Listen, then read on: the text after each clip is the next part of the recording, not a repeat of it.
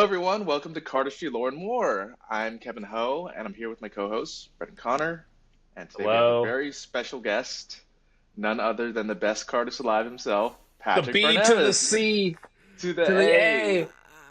It's Patrice. What's up, How Patrick? you How's it doing? going? I'm great, guys. It's great to be here, man. Oh, Yo, like you and me, we did the Matthew streams like a while ago, hmm and That's like right. that means that today's podcast is going to be 9 hours long.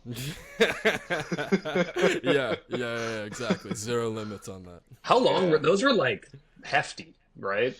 Yeah, yeah. for I sure. did five. Patrick did four. Like we just I did went four on. hours? You did 4 hours. Four. Wow. That's when I changed my username to That patch.god, I is, think. that is. You changed it to Yeah. patch.god based on the chat. Adam Sharp. Oh, Adam speaking Sharp. of that, Kevin, Yeah. Visual Madness. I don't know if you sold the username or something, but No, well, I went to I it on Instagram. It's like a young, up and coming Russian rapper. yeah, like some kind of like rapper or DJ or something like He's that. like, I yeah, lost the he's like username. flexing Yeah. on a Lexus, like rapping. I was like, oh, Kevin Yeah, I'm kept changed. those cards now. Yeah. Yeah. I wonder who has my old username. It was patch.var for the Yeah, longest time. patch.bar. And like I think some cardist still has it, but Yeah. maybe I'll need that someday. I can check right now actually. Maybe. Patch.bar.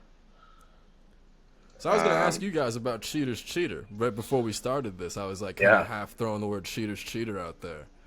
But that's a total like gray zone. I don't know anything about it. All I know is that I think that's where Daniel Madison, that's where he kind of got his thing going, That's where Danny and that's all I Madison know. like first raised to prominence. He was known as the Rain Man back then. The Rain And he Man, had not his Rain Man, black the Rain Man. yeah, not Rain Man, the Rain Man. And he had his videos like the Mayhem Theory and Sybil in the Rain, and like hmm that was where we first saw him doing a Sybil with the chin, and you know doing all these cool things with like he did an arm spread catch that was like really incorporated into a cardistry kind of style. So it wasn't like the typical hand lords like this turnover that, but it was more like flowy and natural. So I wonder if Brian has seen the Sybil in the Rain, the chin extension. Sybil. I feel like that would be like such a mind blowing like yeah, move because the tutor cut kind of incorporates the face as well, right? yeah. One of Which the tutor which tutor cuts. cut? Which tutor I cut? maybe it's tutor cut too, because the first one is Uh, just like starting from here and then it yeah, extends into the five, yeah. and then the other one uses, I think the one from Show Off 3 uses the face. hmm Yeah, dude, I thought Daniel Madison was the coolest guy in the whole world, man. He had this baseball hat and he had like long hair. He just seemed like the everywhere he went, it was like Dana Hawking music was playing, you know what I mean? It just the coolest guy in the Yeah, whole world. yeah. He was a And controversial dude though, because I don't know if you remember, he had a card change. It was just called Yes, change, yes. change. Oh yeah. And it was like you're obviously, full of it. and people were like, it's edited, and he's like, Yeah, okay, I'm gonna re-record the video and I'm gonna be speaking over the entirety of the clip. But this guy, what he does, he's like, hello, my name is Daniel Madison. Then the card changes, but then he stops talking, and this is change. I was like, that's not how it works. You're meant to talk through, Yeah. Yeah. through the change. He thought we just yeah. wouldn't notice it. No, Yeah. it was definitely Yeah. like a drop with like a frame like taken out or hmm something. Something like that. He was But that's how, badass though. He would do the yeah, Yeah, knife, man. the knife thing with his hand. yeah, the Dude, he's got when that arm spread thing you just taught, man. What was that called? Twisted Rain, I think. It Yeah, was like a, he it was does like like a that, and then it was like that or it was something. like yeah, a it was like Mary a Jane it's a variation. little Like he pack of did pearls. the fan flip. I think he does the fan Yeah, flip I did the into fan the flip yeah. into like yeah. Yeah, which was actually inspiring. Like semi recently, I made this move called Line Rider, and I thought about moves like that, like Twisted Rain, that were just Is sort Line of Rider like the one with the thumb fan? it's the one. Yeah, it's sort of like it's like a variation of like, or it's like an arrangement based on Silver Surfer. And I just thought it was interesting that you used to be able to make a move by just jamming together other popular ideas. It was just like, oh, you Yeah, could just the fan flip is great, the arm flip is great. Like that's a move now, and I'm like, that's rad. you've got quite a few of these, Patrick, because you've got this cut springs on your Instagram, Mm-hmm. the stank face with the yo. Yes. You got the card twirls that go into the back palm, Yeah. and Line Rider, of course. Just Yeah. like throwing stuff in there and crossing genres. right?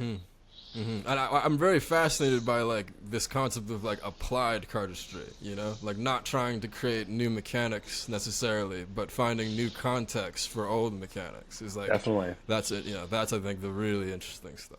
Matt Fox's new video, he had a Mary Jane Yeah, variation in there too, and I was like, yes, Yeah, bring it for back, sure. bring it back, because these concepts they're so pure, they're so simple, but the mechanics are so clean and they're so visually stunning. Like this harried the community for like a decade, just flipping a packet over a fan, and people were like, Yeah, We it was we amazing. have to give Josh Sadowski his flowers because yeah, he's the one who invented, the fan flip mechanic and Wu Tang. This thing here, this is Josh Sadowski's. right, That's a thing.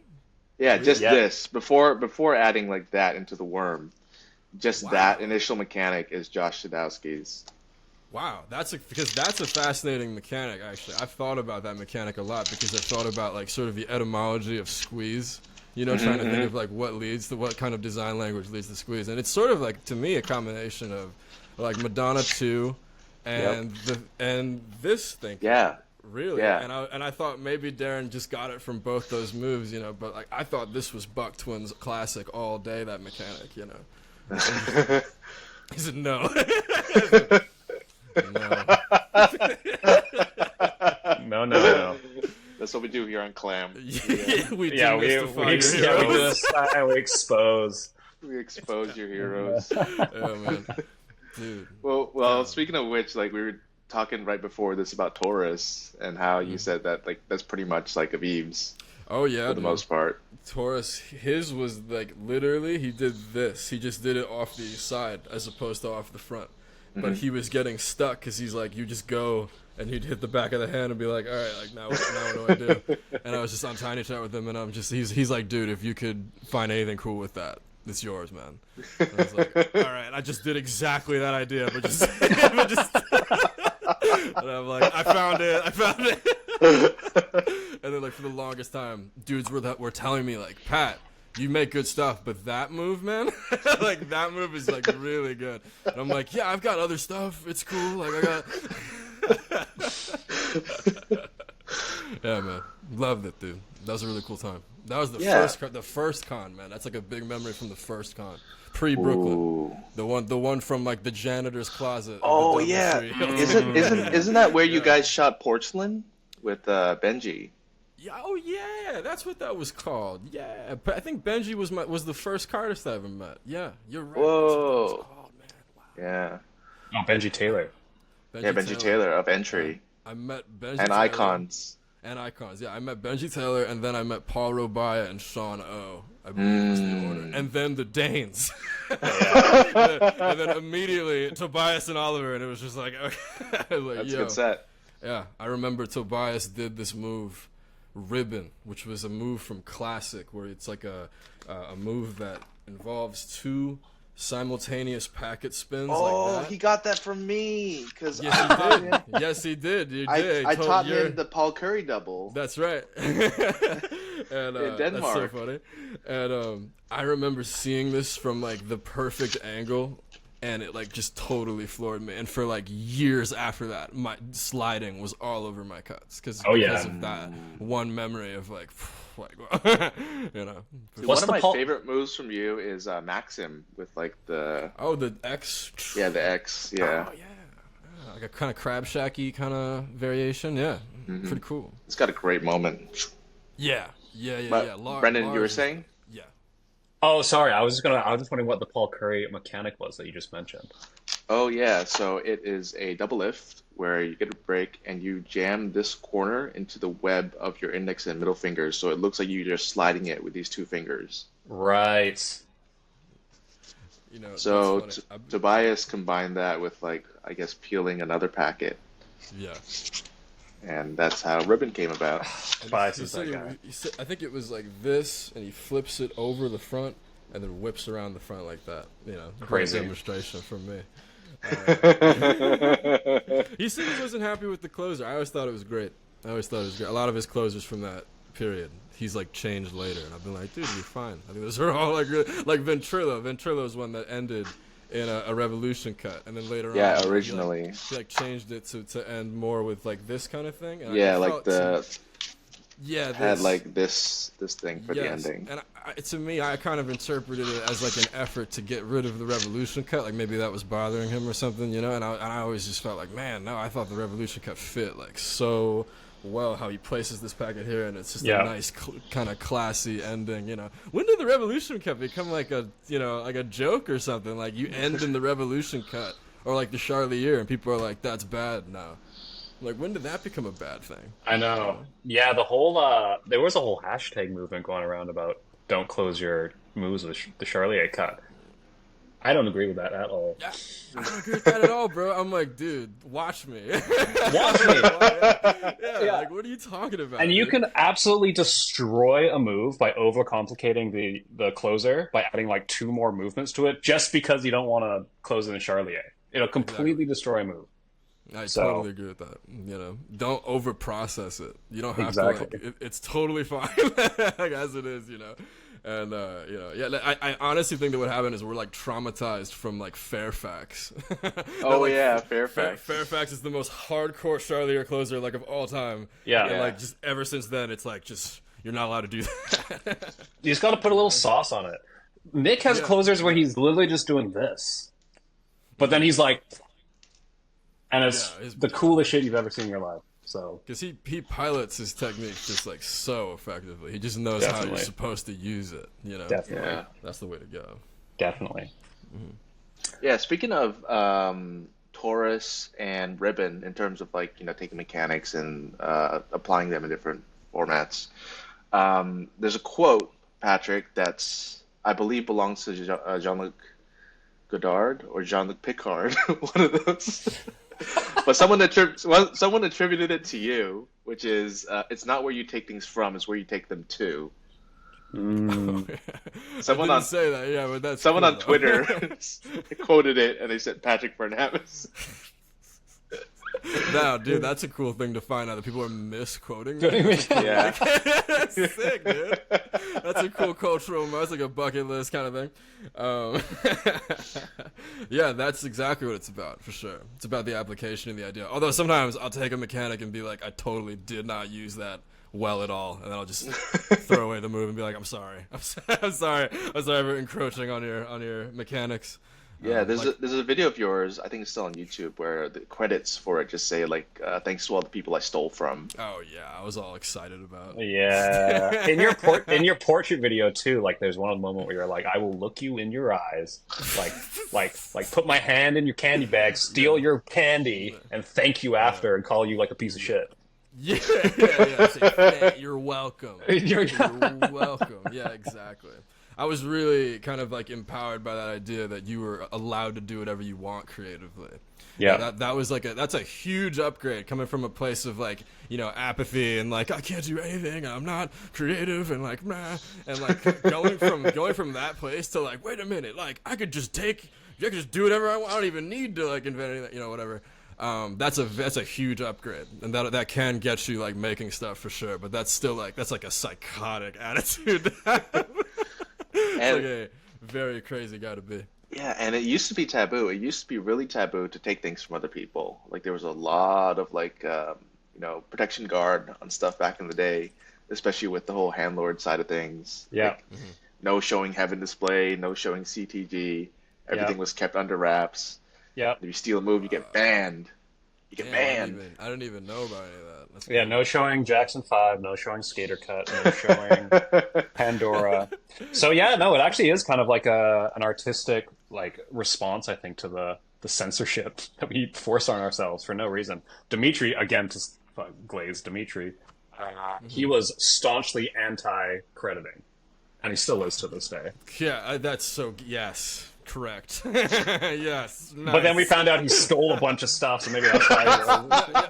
Tell it to Pred, bro. That's what Pred would tell you. Yeah. Because the ripple. So effect. we have to do a bit of I don't know what the word is, but like someone commented, Ethan Butler commented on one of our previous Clam episodes, and in one of our episodes we said that Dimitri took the Moulin Rouge mechanic from Chappie, the thumb twirl.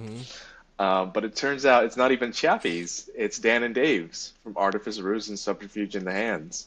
They have a flourish in there called One Card Flourish, and they tell you that you can do this with a card. Oh my god. So, He got friffled, bro. It's like Oliver, when Oliver was like in the middle of teaching friffle, and then like one of the Buck twins goes like, "That's not yours," like from like the audience, like literally, like they told him in the middle of his lecture. That, yeah, like, it's actually, that's from like Jerry these Andrus. notes. Yeah, Jerry and I Andrus. was just like, that's so weird. You guys could have like that's the worst time you could have picked to say that. That's very like new school, which is like cardistry heckling. I haven't seen that very much. It's their event, bro. It's their event, you know. It's their event.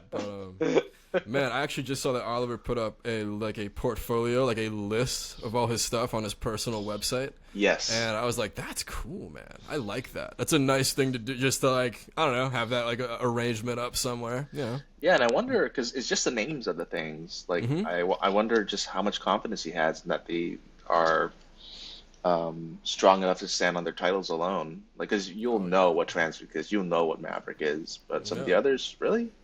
I don't know. But Retrigger and Retrigger, like, those are iconic for sure. Dude, he's made such a contribution. The Danish contribution, that's the biggest change to the fundamentals of cardistry that we've seen in 100%. Generation. Yeah. I mean, Pincho, Transfix, ATM, Lego Love, Flip Flop, Trigger, Retrigger, Bracket Cut, Mantra, Skirt. Like just... That is just like insane. That's all from that one camp of guys, you know. And you look at Genesis, the education on Genesis, and it doesn't have any of that stuff. Like we are fully in a totally new era of what you consider to be. Are you talking about Genesis, like the Dan and Dave move, or are you talking about Andre's? Genesis, the Andre Jick DVD. Andre Jick DVD. You know, like just kind of look at like how. You know, that moment in time, it's very illustrative of a particular moment in time. Like that was what we believed the fundamentals were. We believed that was like the most kind of urgent, you know, important moves to teach somebody new.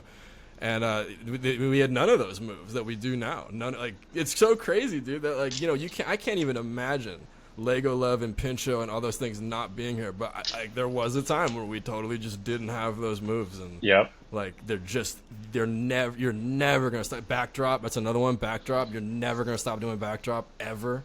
You know, it's backdrop's like a top 3 move all time. to me, I think the top 3 straight up is backdrop, bloom, spring. I think that's I would say that's my top, personally. Bloom over riffle shuffle. I would say that the riffle shuffle is amazing, but that I almost it's like well, no, because it is a flourish. Like Jerry considers the bridge shuffle to be like a flourish for sure. Yeah. But it's almost like you don't even get credit for it as a flourish. It's almost like people now symbolically, it's like, no, that's just what shuffling looks like. That's just a regular shuffle. You know, it's too iconic. Yeah, it's right. But the spring is an iconic like trick. It's like a stunt that everyone knows, and it's like a 1 out of 10 difficult. It's it's as efficient as it gets. You show the fronts and backs of the whole deck in the air in like a shot that could go sideways. I mean, it's like upside down. Yeah, as far as efficiency goes, it's like what that's the top. Ridiculous. But backdrop is just over and over and over. I missed it the first time, but yeah, the fact that it's okay. I miss it all the time. Over and over again. Like I like to describe that move as like it's the move your cool uncle knows. Like it's the move that like it's a move that like somebody you have to be in the know to like know backdrop. You know, and then I guess bloom. The reason why I put that one there is because it's like. What other moves offer up that offering of like it's a double automatic flower fan that you are allowed that opens like in this beautiful way, and then you could show them the fronts and backs of every card in the deck, and it's like I remember Zach was showing us that and some of the early variations that were on like the Black Fontaine trailer and stuff where he would like hold it in straddle with the other hand, but like it was when he really completed it in Black Belt at the Brooklyn Con that I was like, yo, that's it. It. Yeah, man, he made such a contribution with like just those quick, like I mean, bloom and then him the floating cards routine, and it's like he's changed cardistry completely with those. Totally, it's like unbelievable. It's like crazy. Yeah, even a little snippet of it in the Fontaine fam at the arcade, you know, with all the tickets around it and stuff. Like that's. Dude, when you that's a groundbreaking moment in cardistry for sure. Like, if you think of floating cards as a move. it becomes this total like it's a teachable, learnable like routine with beats and steps. And if you think about it like that, like it's a designed move, then it's like it becomes this just staggering achievement of like, wow, dude. Like, Yeah, and the way Zach chose to choose the moves that he really, really worked on is the smartest self marketing I've seen in the community ever. Like Curly Q, Bloom, floating cards, a lot of like one card shots and stuff. Spring. Yeah. That's his brand right there. That's all he needs. And he's rode those for like a decade for all the marketing. And even to this day, sometimes people will come up to me and they'll be like, can you do that thing I saw where the fan just like explodes out of your hand? Like, I cannot do that.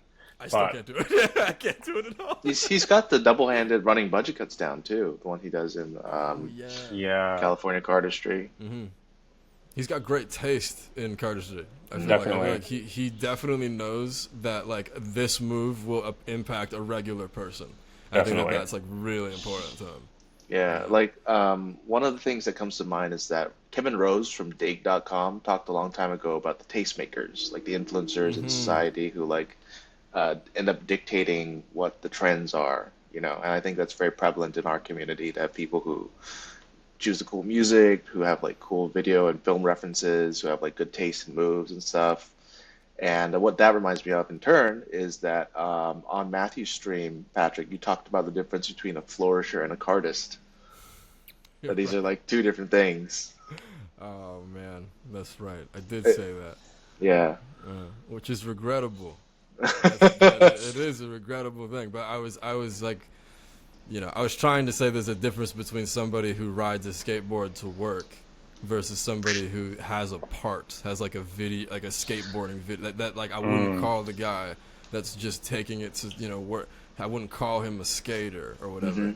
And I don't really like that, you know, because like it's just not really true, you know. It's like if you learned backdrop and Charlier, and then you said I'm a cardist, who's that, you know, who's like authorized to tell you that no you're not, you're no you're not, your identity, you're wrong actually, yet we haven't given you your license yet, you know. It's like, what, after you learn a certain amount of moves, now you're a cardist or whatever. It's like Dimitri said it, actually. I argued with Dimitri about this on a train once, and he said, no, they're just a bad cardist, you know. They're just like, when you say what you're saying is a difference, really they're just the person who's at a much lower level, you know, but they're still a cardist, you know. And so I was doing some cool kid shit there. I was like, you're not like us. They not like us. Exactly. They not like us. Yeah, but no, I remember one time a very popular cardist once said in my peripheral that, you know, it's really fun to be good at cardistry. Like, cardistry is fun when you're good at it. And that kind of made me sad, because it was sort of like, right, all the kids that are not popular, it sort of says, it's like, oh, you're not having fun until you're the guy that's in the hot seat, like you're the best guy, you're like the guy that's really good at it. And I'm like, man, that's not true. What, so my little sister can't have fun? Like, she can't have fun learning a move until she's like a cool kid in a photo, like now it's fun? Like, that's not, I don't really vibe with that, bro. Like, cardistry itself is fun, bro. Yeah. Definitely. Yeah. It's hard, but it's fun. Yeah. You know, and a lot of it actually isn't super, you know, difficult when you really think about it, right? I mean, like the Charlier is definitely when you first get it, but I mean, dude, you see people that with like very little dexterity, when they get past that Charlier, and they're like, yes, like, you know. Yeah, I think that squids were a good entry point to like being able to share a cardistry with people in a way that made it less risky for them to drop cards. So you could pass someone a couple of squids or packets and teach them a move and have them be able to do it, and they could pick it up without the fear of like damaging your deck or dropping a whole bunch of cards and embarrassing themselves. So that was a good run. Like, I liked doing that when I still had my packets. Yeah, I sort of did squids a disservice by framing them as such a like creative super tool. Like, it'll be this thing that like unlocks this new creative horizon for you. And I was just trying to see the potential of it, you know. And but really, like, that sort of does it a disservice, because like squids are really just like a nice thing to have. They're just like, Definitely. once you have them and you're like, oh, these are just like okay. Like, these are fun to hold, and like they feel slippery, and like it's a disservice to try to make it into this like crazy intellectual thing that I was pushing it in that direction. But, They're making a great comeback now, though, in other forms. Yeah, the P1 Yeah, customs, everything. shouts like- out Jonathan Chang, mm-hmm. P1. I have a question for you, Patrick. Like, at what point did you become aware of Chase? Like, y'all are like BFFs. Oh, dude. Well, I became like- aware of. Dude, I became aware of Chase in the moment that the rest of us became aware of Chase, which is when he NB3? Yeah, he was the first Knoll, right? He was the first like, who's this guy? Like, Yeah, he came out of nowhere. Yeah, the first real breakout. Like he just immediately That's jumped to the it. top floor of being like right with all the other cool kids, and I mean with Nimbus, he had Nimbus, bow tie, fixed gear, like Crazy. in San Diego. He had all that stuff. And, Wow. dude, he showed me fixed gear. You know, because he was excited to meet me at San, which I was blown away when he said that. He was like, he walked right up to me and he said, dude, I'm excited to meet you, buddy." And I was just like this like little high school kid. I was like, "What's happening?" It's like cool Floridian bartender is like, "Hey, buddy, very excited to meet you." And I have like my one move, like literally my one move, like Lacoste. And I'm like holding on for dear life. For it's my whole reputation is this one move. And he shows me fixed gear. And I remember being so intimidated by that move, just being like, "Oh, this is like an adult." Like if that was distinctly the feeling, was that it felt like an adult was showing me cardistry, and I'm like really getting like little brothered super hard by this. It was crazy. Which man, that's so funny. I haven't thought that feeling of getting little brothered. The only other time that I remember that happened to me was Dimitri. Dimitri has a move called mechanical air, which is this mechanic. Yes. Yeah. And then in opera, he throws it in the air. Then it's like an aerial, right? Yeah. Chase and I were always real snobby about it because we're just like, he threw it in the air, like he couldn't find a way out of the situation. That's what we did back in the day. We just toss it up. Yeah. But we were on this like snobby, like Chase had made Nimbus and all that. So he's just like, And then in the welcome video, Dimitri shows a completely remade version of it that is set up with one hand and closes with one hand, and he performs it like not even looking at the camera. He performs it like just looking away, like don't even look at me. Don't even. This is cardistry. And I remember sitting there like, okay. All right, dude. Sorry, man. It'll never happen again, bro. Sorry, dude. I was just thinking, this might be fun for you guys. I was thinking yesterday that I was going through all their videos, but I was thinking that Lars Mayrand is approaching what I consider to be a Dimitri level cardist. That I had never really put those two together in my head because Dimitri's always been like a benchmark cardist. He's why I got into cardistry.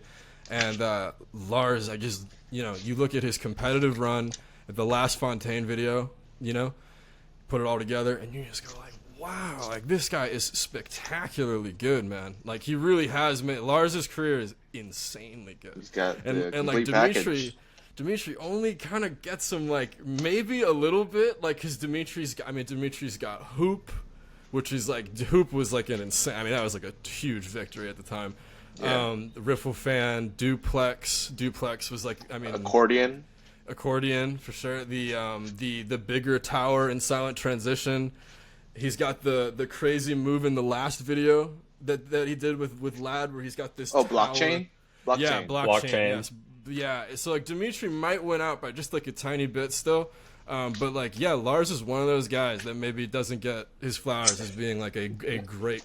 He's seriously great. The Lars Trevor power combo dynamic is actually unmatched. It's insane the type of structures they're inventing right now. Dimitri though, it's all about context because when he was dropping these things too, like none of the pre-context existed. He was just popping these things out of his little French brain somehow. And to us, it was just like, this is impossible. But I see where you're going with that. I think too, after Matt Fox's video, that we're seeing another little Patrick Varnavas popping up. I saw a lot of ER influence in Matt Fox. I think that's how I saw it. Because your style is very unique, and I haven't really seen anyone like truly not replicate it, but have the same aura. And Matt kind of has that type of creativity within the two hand cuts, and like the size of like the hand structures and things like that. It's cool to see. East Coast, bro. Yes. East Coast, dude. And also, Matt Fox is the most cardistry thing ever made, bro. Matt Oh Fox. yeah, he was built in a lab to do cardistry. They're like, make him do like Anaconda when he's like 4 years old. You know? Do the I move. remember that. Yeah, dude. Oh God, I still love that. I think of Matt Fox showing Dave cardistry, Kevin. we were sitting in Dave's house and watching Matt Fox show Dave moves, and then Dave would just be like, "Oh, that's Dan's move." After like every move. Oh God. Poor Dave. Dude. Yeah. I that wonder was which a good ones were moment. Yeah. Like love that. Dave showed us Formality, which is like a really, really forgotten flourish. It's the one that started like with this, I think, or like that. It had that initial mechanic. Mm. Totally yeah. forgot. Yeah, that was in the Artifice notes. Like super old school stuff. Those guys really again, like same with Dimitri the Bucks, just no context. Like no prior context. Yeah. It's out of nowhere. That's what makes Brian so weird to me. You know, Brian Tudor's material is like when you think of that stuff as existing outside of the Buck Twins, you're like, what? He made Very Bad Habit. Like that's unthinkable. I remember hearing him kind of water down or like play down his contribution because he's like, well, no, like it's based around Sybil and all. I'm like, dude, don't. Like you, Dude, this is a genius mechanic to do this transfer into the Rev. Yeah, Oh, ridiculous! Into Bad Habit. Dude. It's the invention of fire, bro. Like it's like literally it's like three of the biggest concepts in packet cutting. Yeah, and he just thinks it's like, or at least he's said in the past that it's like, no, it's just this derivative of it. I'm like, bro, dude, not true, man. You know, like, you know, and I've said it before, but the Bucks, you know, on their very first project, like you can hear them saying Brian Tudor's name so much on that first, like they literally would say called Sybil. Pasteboards? Yeah, in Pasteboard Animations, they called Sybil Brian Tudor's cut. They called it the Sybil cut by Brian Tudor, which could have been like a Freudian kind of slip thing, but it's just like it also just kind of speaks to like the headspace that they're in, and it's just like Brian. Yeah. You know, yeah, amazing to do it. And Dimitri, just to say it, and the thing, he comes off to me as like a prodigy, basically. When you understand that his that opera was his first video, you go like, dude, this is freakish to do this as like your. This is like a complete holistic assessment of like the totality of cardistry. Like he has like fans, spreads, structures, cuts, Buck Twins, Jerry, hand lords, and it's like just first try. He's like, yeah, so you guys are like doing this stuff. You guys are doing like this kind of thing. Anything Legendary. you can do, I can do better. And by that point too, he had won a contest. He'd been banned from the Handlords forums, and then he dropped his solo. So like the legend outside of just the cardistry was impeccable. It's Yeah. crazy, man. I love that guy. Patrick, we tried to figure this out in another episode and weren't successful, but like, have you ever mapped out like what the eras of cardistry are? Like the phases, the generations?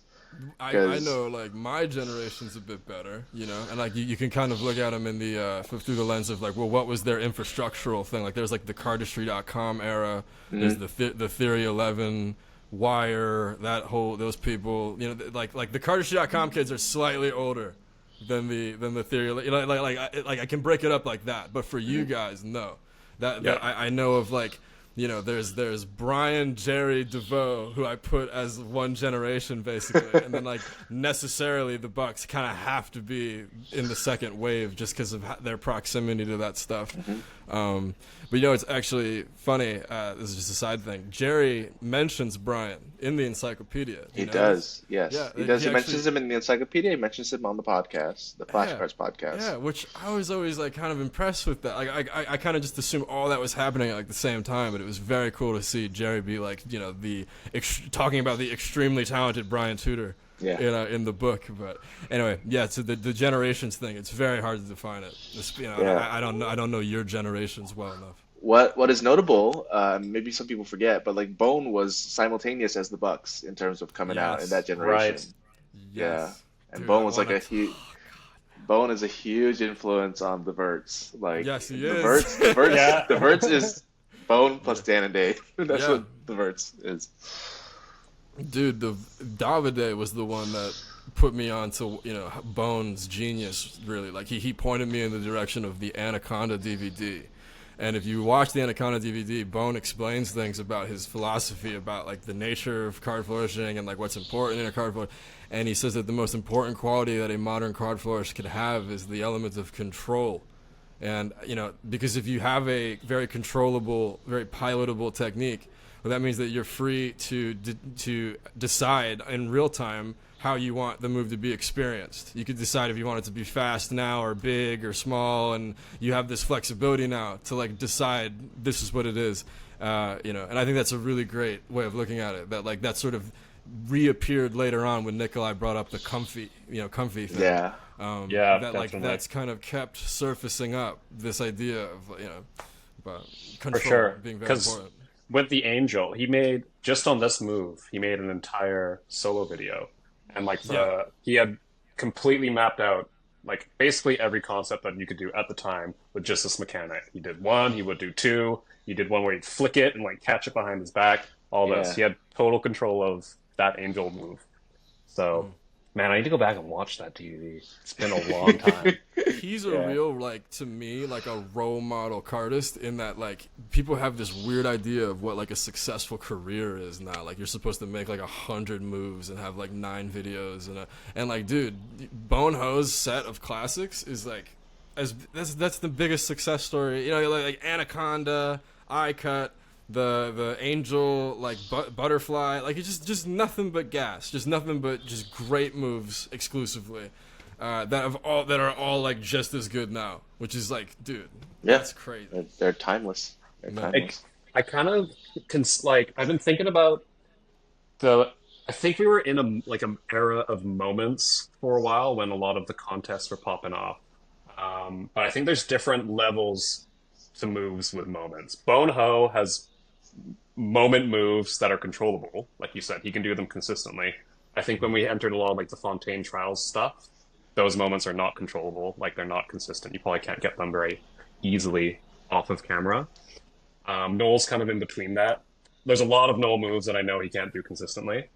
But I think like we may have exited that era now, and we're kind of back into like a consistent type of big move moment. But I'm not really sure. I can't really tell. I don't really have my finger on the pulse of where the creative direction is going. But what do you think of that? What do you think about like moments, moves versus consistency versus? Yeah, well, this is like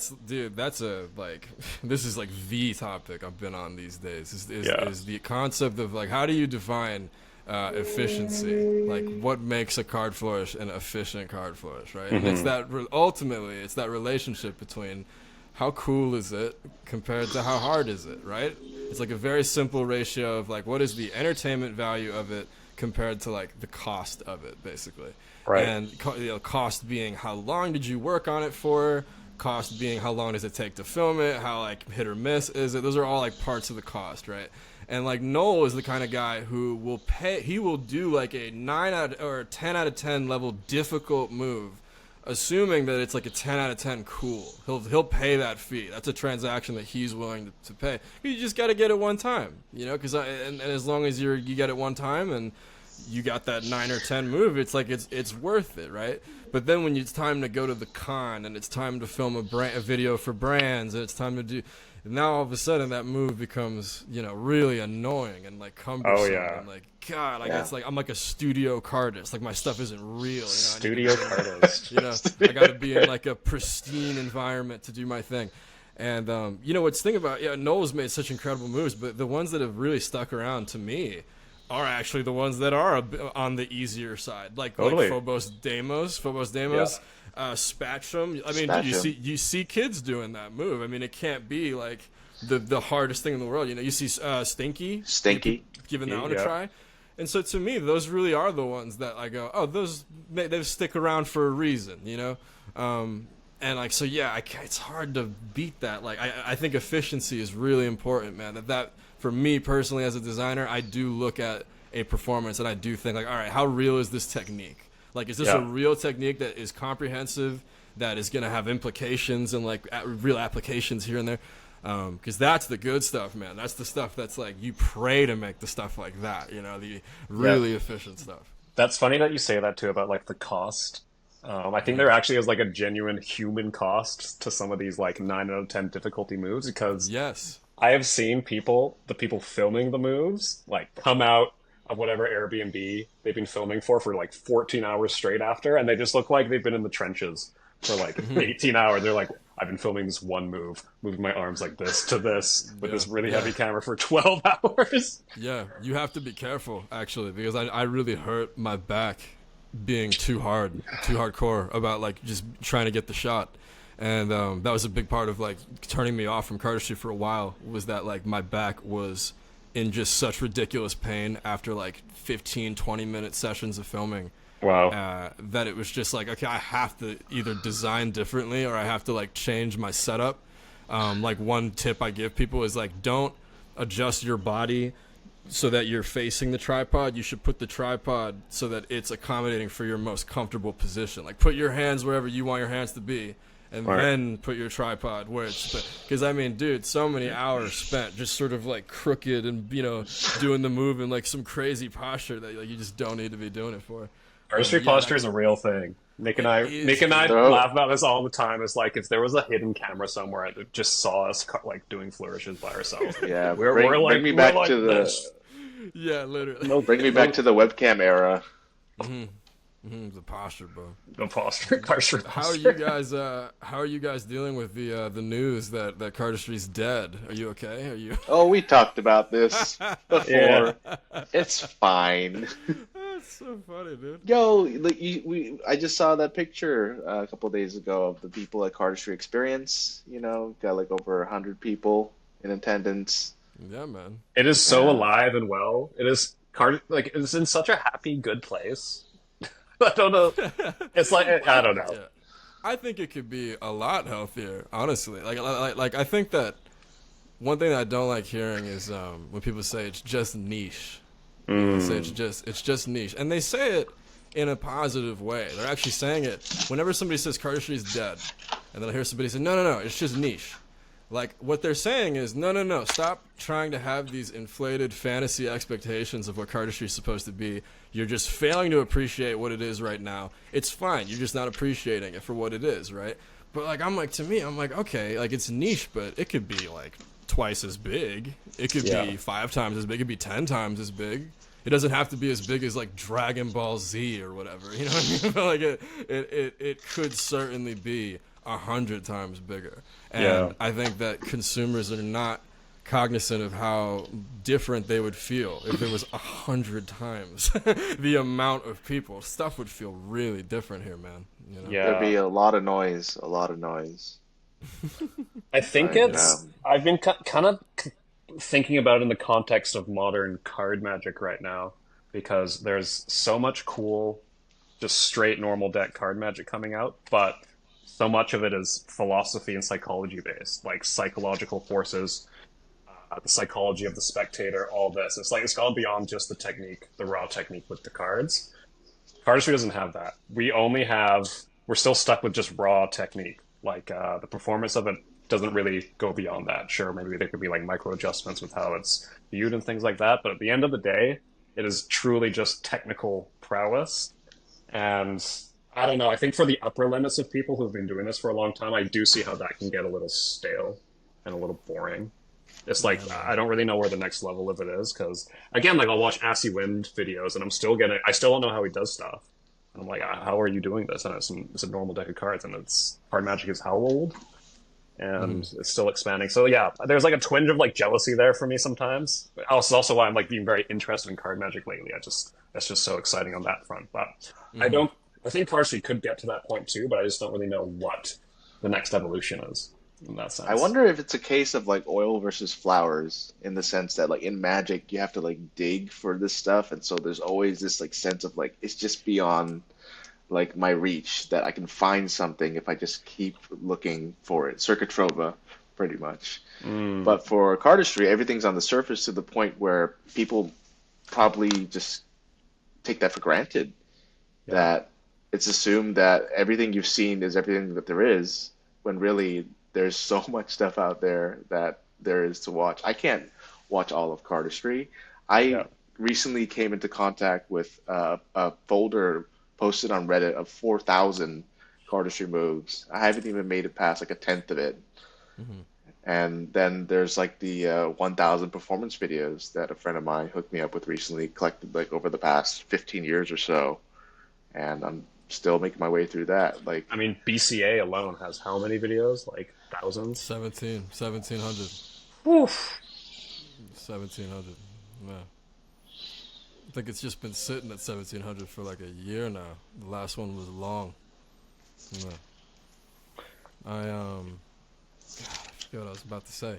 You had said something really great. Oh, you said about magic. We're talking about magic. Yeah. And I was saying that the thing about magic that's interesting is that there is a built-in, you can always go further, and the reason why is because they're at all times trying to get as close to real magic as possible, and they can't close that gap. Yeah. They know that they can never actually get all the way up, but they can try to get as close as they can. And Cardist, we don't have that. We don't have that built-in fantasy. We don't have that built-in best possible version of it. We have to like just try to like decide how ambitious we're going to be, and like just like, oh, I'm gonna try to go get those superpowers, and like it's hard, dude. It's hard to be ambitious as a Cardist for sure. Definitely.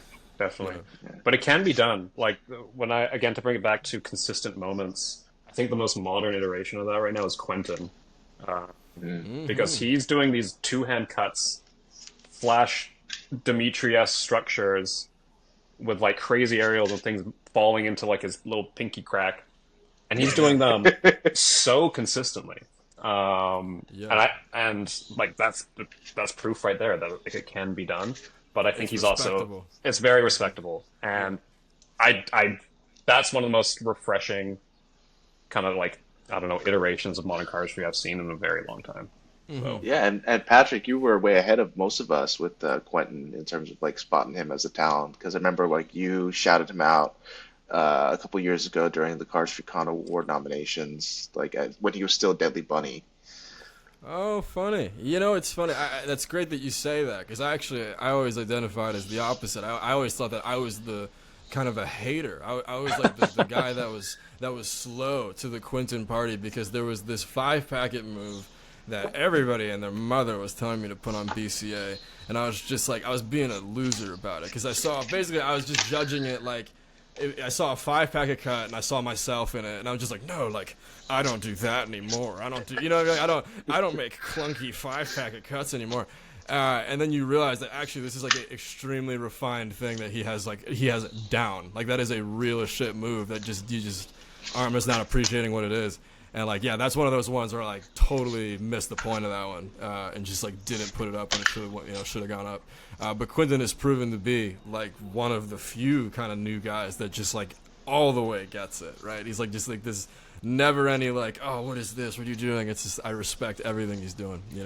I love him. I love that Cloudy Apple guy. You know that account? Oh, Cloudy Apple, yeah, Daniel he's got. Wang? Yeah, he's got that 2-card thing with the. Yes. All his ideas posted on are BCA. mind-blowing. I feel like Jonas would have loved this guy. Oh, Definitely. yeah. 100%. Just so cardsy. It's just so like in the spirit of cards, I love that stuff, bro. Yeah. But Shout out Pat, Jonas. Shout out Jonas always, every pod. Shout out Jonas. Yeah. I was just gonna say though, Pat, like, do you think Cardistry is dead? Like, No. there you have it. That's There we go. that's the That's clip. I got the clip. news. I got the news while I was doing Cardistry, so I was like, "No, this is The card horrible just news." wither away in your hands. Yeah. I just threw my cards out. I was like, "Dude," and I'm like, "If I catch you doing Cardistry, you better stop doing that, because it's over, buddy. You know what I mean? It's over, buddy." No, dude. Look, when you realize just how much there is to do. Okay, like, there's 3 things that we need, right? We need outreach, right? Which is to say that we need front-end guys that are on the platforms that matter, that are, like, skilled, like Aslan, who could do the best moves from the best guys, and they're going to do that in a consistent way. We just don't have, like, a front line of the best guys. That we really need good outreach.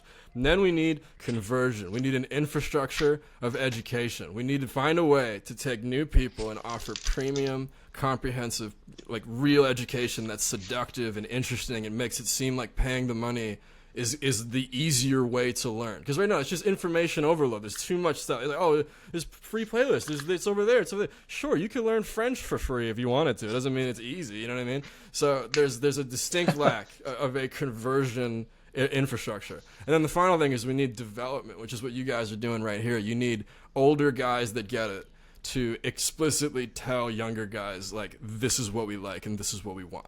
You know, because instead of doing this, like, you know, lead by example, just like stoically and silently make cardistry and they'll just follow you. It's like, sure, you could also just say, hey, do it like this, and they might astound you by being the way that you want them to be. And I just think that if we establish that outreach, conversion, and development, like, dude, you could spend all your time doing any one of those things. You know what I mean? I'm gonna go out and be like try to get the biggest audience I can, because that's good for cardistry. I'm gonna go out, try to make really dope education. I'm gonna go out, try to make podcasts like this. You could do you could do all three of them. Like, there's so much stuff to do, there man. Is. But at any point, if you're thinking about where cardistry is right now in the world, just understand that it is not cardistry's fault. It's our fault. You know what I mean? The craft is not the problem. It is not that the techniques are not cool enough and that our culture is not cool enough. That's not what it is. It's just that we're failing to pilot it and to be there for cardistry the way that we're really supposed to be. So. Definitely. Good shit. Sorry, maybe might be. It just struck me that as a cool, like, little mnemonic, outreach. What is it? Outreach, conversion, and development. That OCD. OCD. OCD. Through OCD, we will be liberated. Through OCD. That's so true, man. Because that's the thing. Is like the best way to get good guys on the front line is to develop them by, you know, be old guys. Say, hey guys, we got to do stuff like that. You know, make it more interesting. You know what I mean? Like, it's kind of a cyclical thing. And then, like, once it becomes once the stakes are higher, then people are just gonna want to be here, man. Because it's gonna just be fun to be here. You know, they're gonna want to be a part of the party. You know? And it's a marathon. Yes. It's not a race. Because, like, also just think of all the cool in-person things that happened with Cardistry, like, last year, over the past year and a half. It's been extremely international. And topped off by Cardistry Experience just the other day. It's growing, and it will grow. It's going to keep growing. I think it does feel stagnant right now because we are used to instant gratification in this community. Yes, that's right. That's really what it is. That's why, like, that's why it's so hard for, you know, say you're a Tobias and you're gonna go to, like, TikTok, and now it's like, all right, you know, post 700 times now, you know, and you're so used to, like, putting something up and getting 90 people being like, you're the greatest I've ever seen, you know, I love you, and, like, it's not as fun when that's not happening. Yeah, definitely, for sure. You know, sorry, Kevin, I cut you off, Kevin. Oh no, it's fine, it's fine. I was just saying that, like, now we have the Midwest cardistry meetups that are happening on a consistent basis. Boston's been having our monthlies that Billy's been, like, spearheading really well, and Brendan, you went to the CardistryCon China, you know, with Tobias and Jaspis. Yeah, there is a community in China, and they are ravenous. They're huge fans of Aslan. That's exciting, dude. The idea that there's, like, this whole other world of Cardist is, like, very cool. Yeah, ridiculous. It also kind of speaks to, like, what I was saying about how, like, dude, there's so many people in the world. like the community could be so much bigger just purely on account of the fact that it's like, I mean, how big would you say, I mean, this is a good question. How big would you say the community is, like, the outside of China? Because maybe it's hard for us to estimate outside of China, but, like, you know, if you had to put a number on it. This question always comes up. You know what I mean? There was times where I was thinking, like, I was probably delusional, but I was like 100,000 people, but I don't think that's true. Yeah, I don't think that. That's you think not it's even 100,000? No, not anymore. Nah, I don't think. Maybe 20. That might be how many people, like, were signed up for the subreddit, but, you know, a lot of those probably trailed off and are just there to see it. True. Right. Well, I just think it's funny, like, when you ask yourself how many Cardists are there, I like to just say, well, how many Cardists do your favorite Cardist follow? You know what I mean? Like, just look at how long that list tends to go. True. It's not like there's not like 4,000 other ones that we're just, like, not following that are just all, like, super lit or something. That we're just. Do you think there's sub 2,000, sub 3,000? Dude, like 5,000 maybe. 5,000. You know, Like maybe, like But I don't then even know. from that perspective, then say there's 5,000 and 500 of those people go to Cardistry Con. That's good conversion right there. That is a very active, engaged community right there. It's Yeah, small, but we're doing it right. We just yeah. need to figure out how to grow. Man, like, dude, it really is. Selling cards is sort of getting in the way, just because it's like Definitely. you do not scale the size of the community by selling cards. That's the thing. Is that it's a great way to sell something to the people that are already a part of your kind of net of people, you know. But when it comes to like really scaling out, it can be really annoying when it comes to doing that. Yeah. And also, man, it's like you don't want to say it's a scam, right? Because it doesn't feel like our boys are scam artists for making expensive cards or whatever. It feels like there's a real value proposition. But it's, dude, what are you supposed to tell somebody when you're like, okay, this deck is like $30, or you could get a brick of bikes for $20. Yeah. And like you could be the best cardist in the world with those. And like they're not only good cards, they're like great cards. Yeah. They're like Yeah. amazing. What are you holding, Brendan? You know, Boom. some bada bit. Yeah, But right next to it is boom, the most expensive deck in the world. Right. You know, it's just like, you know, I love to think like, you know, your favorite cardist is not buying like bricks of the Yeah. newest drop, you know? Yeah. And like that I find to be aggravating, that like you're kind of pushing a lifestyle on kids that you don't live. You know what I mean? Like you're like, we want you to be a kind of consumer that we are not at all, Yeah, you know? definitely. And that's not great, you know? Yeah, I do agree with that, but there is also, I think, a lot of people do forget, a lot of the harshest critics forget how much, I'm going to speak for like Fontaine and anyone because they get the most critique, but how much they've provided for the community in video content, events, everything. Like, it's not free. Like, you can't just do these things for the community. You need to make money. Sure, things are expensive. Cards are expensive. Sometimes it can seem exploitative if it's just a new colorway. But again, they haven't done nothing. They're not just selling the cards. They have done a ton for the community. And like, especially Zach right now is getting a ton of flack. But people's memories are so short. Like, he's been doing so much to prop up the community for so long. And people get so mad and they're so hostile. So I see both sides. But yeah, I don't know. If they, and like, yeah, anyways, I could go on about that, but I think the issue is that the whole strategy is oriented around repeat customers. That's the problem, is that you're looking for a very particular kind of crazy guy who is like willing to continue buying bricks, which is like kind of a weird thing. It's like kind of an absurd thing to be doing, to be buying 12 over and over. And like, but that's the consumer you want, right? Like that's sort of like, that's hypothetically their perfect consumer. And that's kind of weird. You know, it's kind of weird. Like, as opposed to trying to consistently sell expensive stuff to the same 2,000 or 3,000 people, it's like, what if you instead sold one thing to like 100,000 people instead, and then you made a new thing? And, you know, like that kind of scaling. You know, it seems like that's probably a more, I guess, healthy value proposition. But it just seems like brands have ruled out the idea that there are other product, you know, categories. well, that's the thing. It's not scalable because outside of the golden bubble that we were in for a long time, where all these companies are competing on one product. One product. It's not a pair of shorts and pants and shirt and button up. It's one thing. And consistently, there's no product assortment. So there is like an upper threshold there of how much people will buy. Even if they're buying 100 bricks, they're going to hit a point and their room can't fit any more cards. So it's tough. It's definitely tough. So that's why I think education is just like, for sure, that's the treasure chest right there, for sure. Yeah.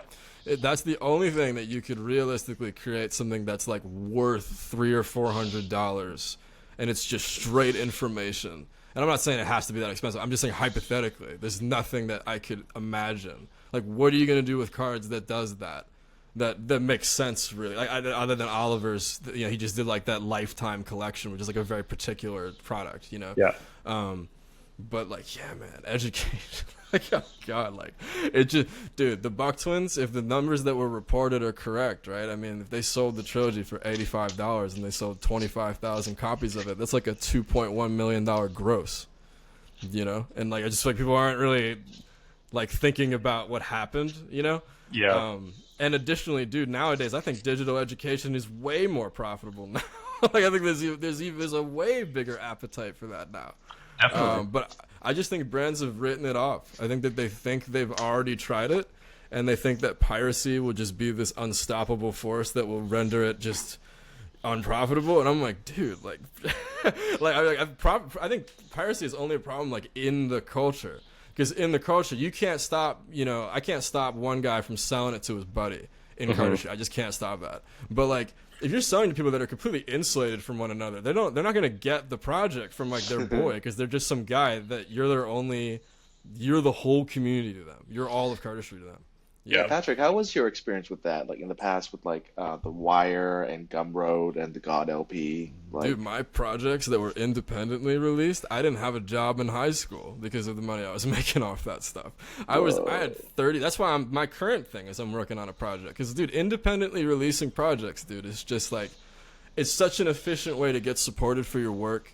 And like, I was just getting emails. It was just like a $30 project, and I was just getting emails like, "You $30 more, $30 more, $30 more," and it's just like people like the Cardistry, And I'm like, dude, it seems really weird that this is a thing that people aren't asking or are not like attempting to do more often. I'm like, dude, if Tobias, instead of dropping a solo, just dropped it as like a DVD and was like, it's like $60. I'm like, he would cash out so hard doing that, And like the idea that it's like, well, no, that's worse. Like, we don't like that. It's like, yeah, but we're paying him for his Cardistry. Yeah. Like, that's something I feel like we shouldn't like object to that like so strongly, But yeah, dude, that was an amazing experience. And when you do it independently, when I was doing it on Gumroad, it was like if I sold a $30 download, I think I made like $27 per. Whoa. Yeah, dude. Yeah, it was crazy. Like I said, I didn't have a job for the entire time in high school just because of my downloads. And what I found was that when you drop the price from 30 to 15, I sold the same amount of them. It's just like a really weird kind of thing of just like, it's like, okay, you have like the group of people that's kind of interested in it. And, so you decide what your material is worth to you, I guess. And so right now I'm aiming for $60. It's going to be a 20-move project, so it's like a double. Ordinarily it's $30 for like a 10-move project, and I thought it'd be cool to do like a double, like a 2-disc kind of like bigger, chunkier project. But totally, yeah, man, dude, that stuff is awesome. Looking forward to that. That'd be super sick. Yeah. Yeah. Imagine a book. Say Oliver dropped a book on Cardistry, new moves, no online recorded performance, and that's it. It's like a $120 book, and there's like 20 moves in there. That would be unbelievably refreshing, I think. Yeah. And like we have to conceptualize, kind of learn from like has that been? I don't think has that been done before. I know there's a couple people working on secret books. I'm not going to mention who, but Yeah. I don't know. I think I think you're absolutely right. The era of promotional video solos to sell decks, that's not how you make the money anymore. And it can be seen even in the conversions of views for some of the most hype videos of the past like 2 years, like Sprats video and stuff. And like it did okay, but compared to when it used to get 100, 200, 300,000 views back in the day, it's just not the same anymore. So yeah. I think you could still sell cards, but that you have to do it less often. Like, I think that the Verts were correct that the most ideal thing is to have, like, just a big-ass campaign once a year. And then, like, you just sell high volume. You walk away with, like, a fat check if you did it right. And it was just, like, a very coordinated, like, this is the cards, And that's, like, a schedule that's kind of a timetable that's, like, kind of easy to work around. But the problem is, like, okay, what do you do now in the rest of the time, basically? Like, how do you fill up the rest of the space if you're only allowed to sell cards like one time, but that's why I'm like, if you're making most of your money off of education, then you've scaled your audience to such a larger place, you can do a higher run now of cards, and you could sell them for cheaper. Definitely. Like all the economics of it change once you have more people. So I think like you could, yeah. Sorry, I cut you off there. The thought experiment too of like, what is the actual value of a move? Like, say like Heritage. How much do you think that's worth? $40, easy. A tutorial for it? Yeah, I mean, you could do 40. You could. Yeah. I was gonna say, I'm like, you're gonna ask me? Yeah, I'm like, cause I'm like, Chase is my boy. I'm like, you want me to like price it? It's $100, guys. Yeah. just to see it. Yeah, dude. Another Yeah, 200 to learn that's it. rough. That's rough, man. You know, how much like would you do for a single move? I don't know. I haven't thought about it in a while because I've been thinking about big picture. Like, what's the most comprehensive? Because I loved Michael James Solo so much when I was younger. That was a really fun project. And that to me is what's really important. It's about just creating an experience that makes you feel like you got new moves, you know? Because I remember Dimitri's project. Like, I loved Dimitri so I was a diehard Dimitri fan. And then I got the project and I walked out of it feeling like I didn't really have a bunch of like new moves per se. Because it was like really, it was kind of conceptual stuff. It was like relatively, it was advanced compared to like the Michael James stuff, you know. But I never forgot how it felt to do that Michael James, the paper cuts projects. Like, it just felt like it was like a video game. It was just fun. It was just fun to do it. And I miss that. That's like the main thing I'm thinking. I want it to be like a big jungle gym. It's a big playground, a video game thing that they get to do for like a few months or whatever, you know. And so I haven't been thinking about like one big ticket move as much. And also because I just don't have a move like that. You know what this reminds me of is that there's this Pablo Picasso story where like a woman approached him in the park. She's like, "Oh my God, I'm such a huge fan of you, Picasso," and she's like, "Can you draw me something?" So he takes out a napkin and like makes a little doodle for her, and he passes it to her, and she takes it. She's like, "Oh, thank you so much," and he's like, "All right, that'll be $900," and she's like, "What? $900? But it took you like 2 seconds to draw," and he says, "No, it took me my whole life." To get to this point. Yeah, and I feel that's kind of like how our moves are. Like, Yeah, it, exactly. it took all of my education and time in cardistry to like come up with this. Yes. No, I totally agree with that. And also, I really, I guess I kind of resent when it comes to move design in cardistry right now that we let the idea of like new get in the way of good. I feel like, you know, like we were just talking about this before with the Charlier cut, the Revolution cut, that or the Charlier closer. That when I did Line Rider, that I was specifically telling myself, like, okay, what if I was allowed to make cardistry in a frame where I was the only cardist in the world? Like, no one knew about any of the stuff that I know about, and the move is allowed to be as unoriginal as possible. Like, what would you then make, you know? And then it's like the kind of the options just go crazy, you know, because you get to really leverage your literacy there.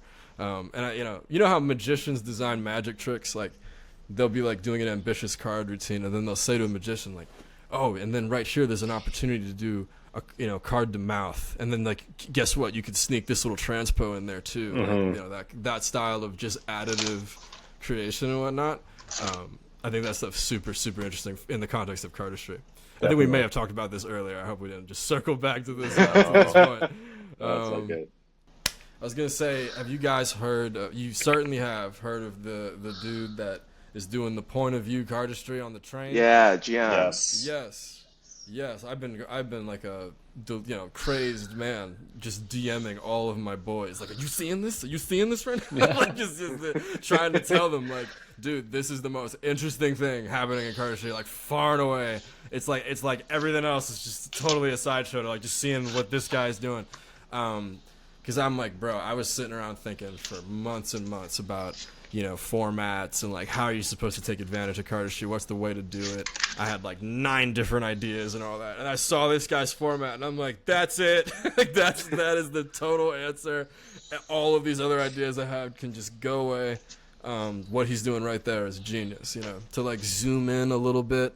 Whenever they do anything with their face, which is just brilliant, because it's like they're not even really reacting. He's just like they might just like glance over, and he's like, Arch look, one like, eyebrow. Yeah, exactly. Like, and they're like, look, she looked at it. Like the girl glanced over at it, and that's He's doing good numbers from what I looked at last night. Dude. Yeah, he's doing insane. Yeah, you know, and it's crazily sustainable, and like he's not even. I mean, bro, imagine that on like with New York City people, you know, just crazy characters, just like responding to little. God, man, it's like because New York is like loves that. Like, I saw a post about somebody put up all these flyers around New York. And it was like, "Come watch me eat an entire jar of cheese puffs in like Central Park at this time, and I will do it." And like 2,000 people showed up, and this guy's just standing eating cheese puffs for like 2 And he's hours. like, I'm lactose intolerant. Yeah. And they stayed the entire And they stayed, time. and they They're were like- cheering the entire time. Let's go. They're like, this is sick, dude. He's really gonna do it. Yeah. I'm looking at the numbers that Gian is pulling. He's got 167,000 followers on Instagram. Let's go. Yeah, when you And that's look not at the even shit- mentioning his TikTok. Like I haven't even looked into his TikTok yet. When you look at the view counts, dude, when he from like overnight it shot up, you know. And I'm like, dude, it's like you realize just how anti-social Cardistry is. You know, that's what makes this. It's like we're like, why doesn't the world care about us? And like we don't care about like the world at all. You know what I mean? Like we're not interested in entertaining their preferences even a little bit. And like what he's doing right here is like, oh god, it's just such real social proof. It's like real value to people that don't understand the value of Cardistry. So some people are just on that kind of caveman, just like they just don't get it until they see another person go, oh, and then they go, what? Nice, like nice. This is really great. The video of him with the touch deck on the train has 5.3 million views. Woo! It's insane, dude. It's like honestly, I'm like, if you're an adult doing this stuff and you're trying to, you know, build a living out of it, and you're not thinking about that right there, I'm like, dude, you gotta redo the math here, because like that right there is a huge cheat code, bro. And Franco always loves to point out how he's like, dude, he's like, if Cardist were just willing to learn magic, he's like, you guys would all be like in such a better place if you could just also do magic. He's like, definitely. you can just make a living off your card skill, but we're just like, no. Yeah, I mean that's how Houdini used to do it. He would open up with doing like just card flourishing, and then from there he would segue into doing his magic and his escapes. Dude, it's important to notice that the first gen, you know, Brian, Jerry, like that stuff was for people. You know what I mean? They weren't talking about. It was also functional cardistry for the most part, because like Brian, when he taught the Revolution, he also taught like the false version. The false To variation. give it a false That's right. cut. That's right. And like Kryptonite also was designed as a false cut. And I mean, card flourishes themselves are already a functional thing. It's in the name, card flourish. You're saying it's a decorated, unnecessary thing. It's basically like, all right, instead of just turning the deck over in this ugly, lame way, I'm gonna do the ribbon spread turnover. I did it with a flourish. It's like a decorated. It's an accent. It's an extra thing that adds a level of danger, essentially, and style. Right? That's how Jerry described it. It's like Michael Jordan about to dunk the ball, but he does a spin at the end. Yeah. Like that was Jerry's analogy. You know. Yeah, and one of the best examples is the hop spread, the lapel spread. You know, like instead of just doing this, you have this finesse of like doing that, and it's beautiful. Lay people love the lapel spread too. That's the thing as well. We all learned the money-making moves in like the first 3 weeks of doing cardistry. You do hot head 2 to Joe Schmo over their head. Yeah, you do a lapel spread, they'll be like, oh my god, it's like an accordion. It like breathes in and out. I'm like, that's all you need. You need the worm. Spring. Backdrop. And then if you can do a flicker shot behind your back, oh, it's game over. Yeah. I think the big mistake that we make here is that we assume that by being social with your cardistry, that means that you're supposed to be like, okay, I'm gonna have like a close-up show. I'm gonna do like a 30-minute uncut. That's like, this is my act. And I'm like, dude, I'm so less interested in that. I'm way more interested in like, what is the coolest 15 seconds of cardistry Definitely. that I could show you? Like, what are our actual card to mouths? What is like the real, like the 2-card manis? You know, the moves that are, because I think that's really why backdrop started to stick around. Is that like, just for me, it was like I would show it to people and then just be blown away that was like a standout moment for them. They're literally like, what?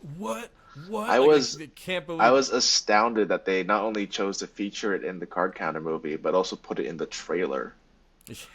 Shouts out Frank teaching that. Yeah, shouts out Frank Yeah. teaching it to Oscar.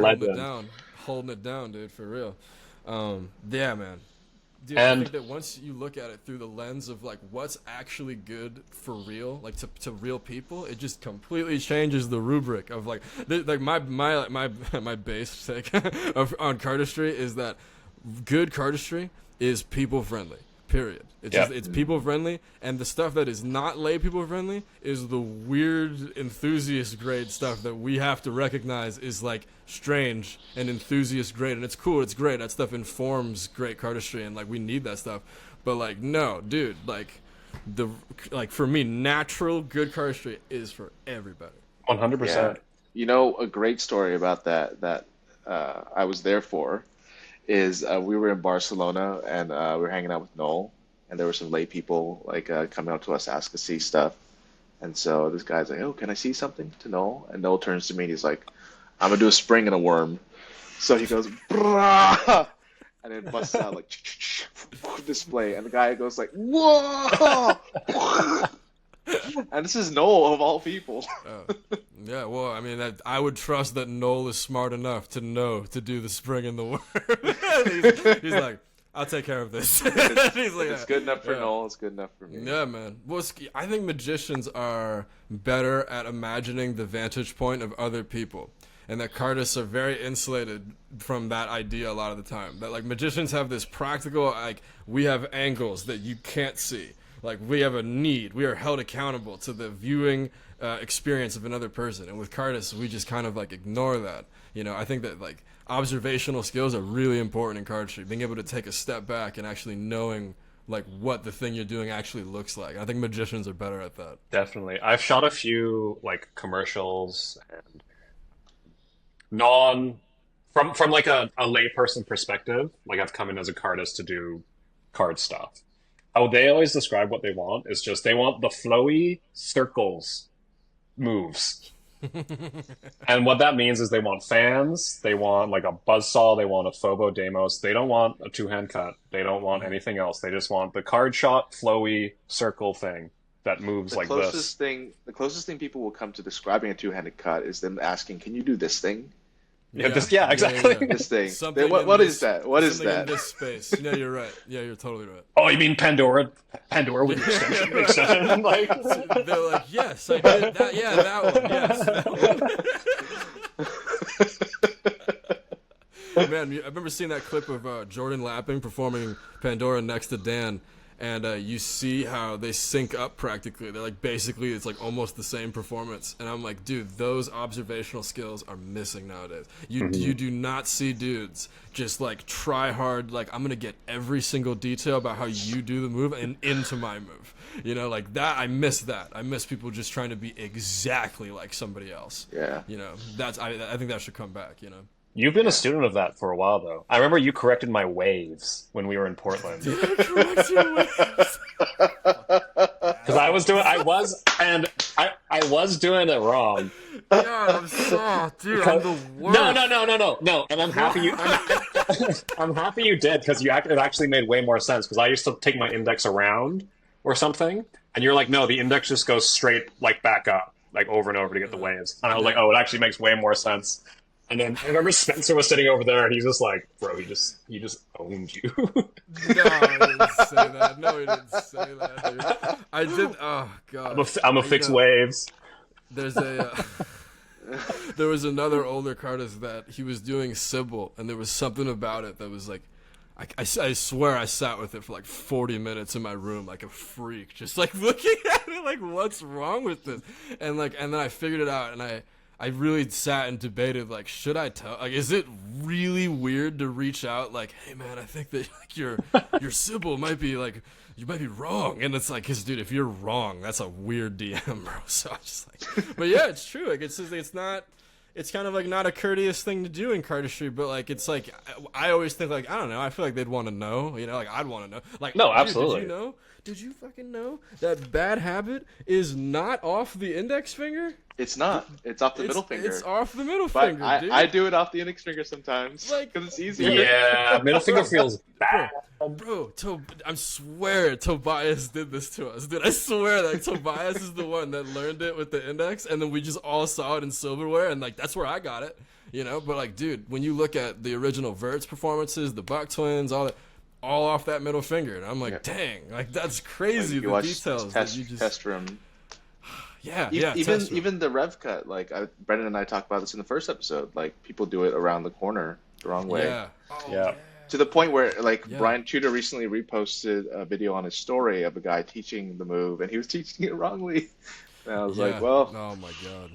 Man, but I was thinking about how annoying that actually is. That there's like 3 different ways to do the revolution cat, and I'm like, that bothers me, bro. I'm like, is that like, like the people? It was said in the like Leon Tai said it. He pointed out in a video, like, look at the different styles, and it was said like kind of in like a positive context of like, isn't this like cool that like there's all these different ways of doing it? And I'm like, I see it as a symptom of how like lazy and like whack we are, kind of. That it's kind of like an expression of how like we can't get our story straight, like we can't get our techniques like really on the same page, and we've got this very individualist streak of like, nah, you're good, bro. Do whatever you want to do, dude. Like you're fine, man. You know, like people are afraid to say other people are wrong.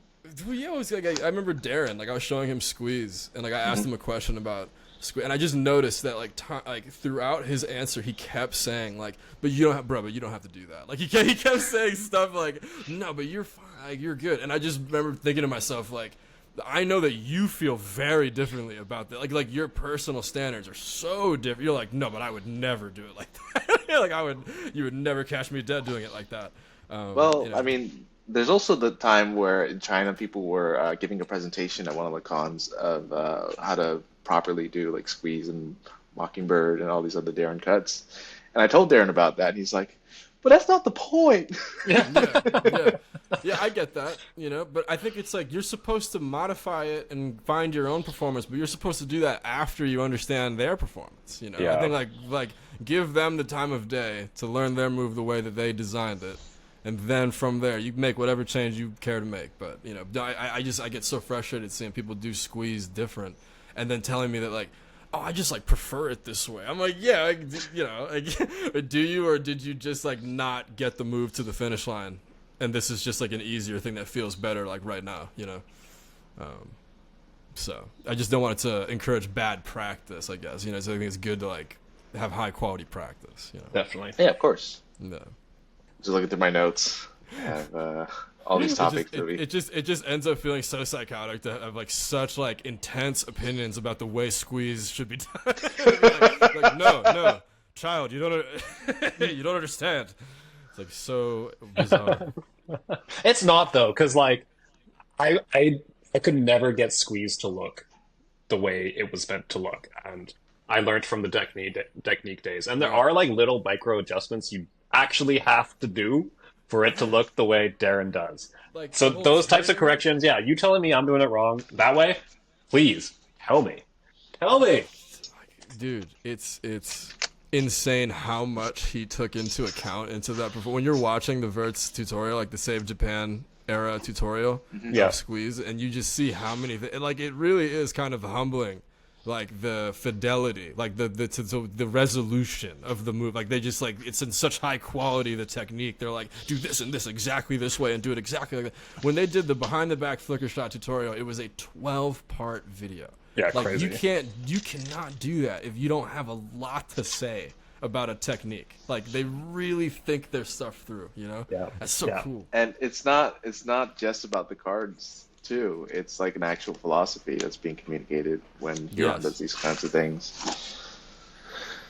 God, dude, those guys it's just so frustrating, man. You know, because they've got like such incredible skill, and it's like we barely get to see them leveraging it really ever. And it's like, and it's not even like where's the new moves, bro? I'm like, dude, I would watch Darren do L cuts every other day, literally. I don't even like just the technical skill that's been accrued is just like totally insane. You know? What was it like to meet him? You know, for the first time back in He was Brooklyn. he was very chill, totally chill. Yeah. It was crazy. I mean, the fact that the Verts were in town was an insane moment.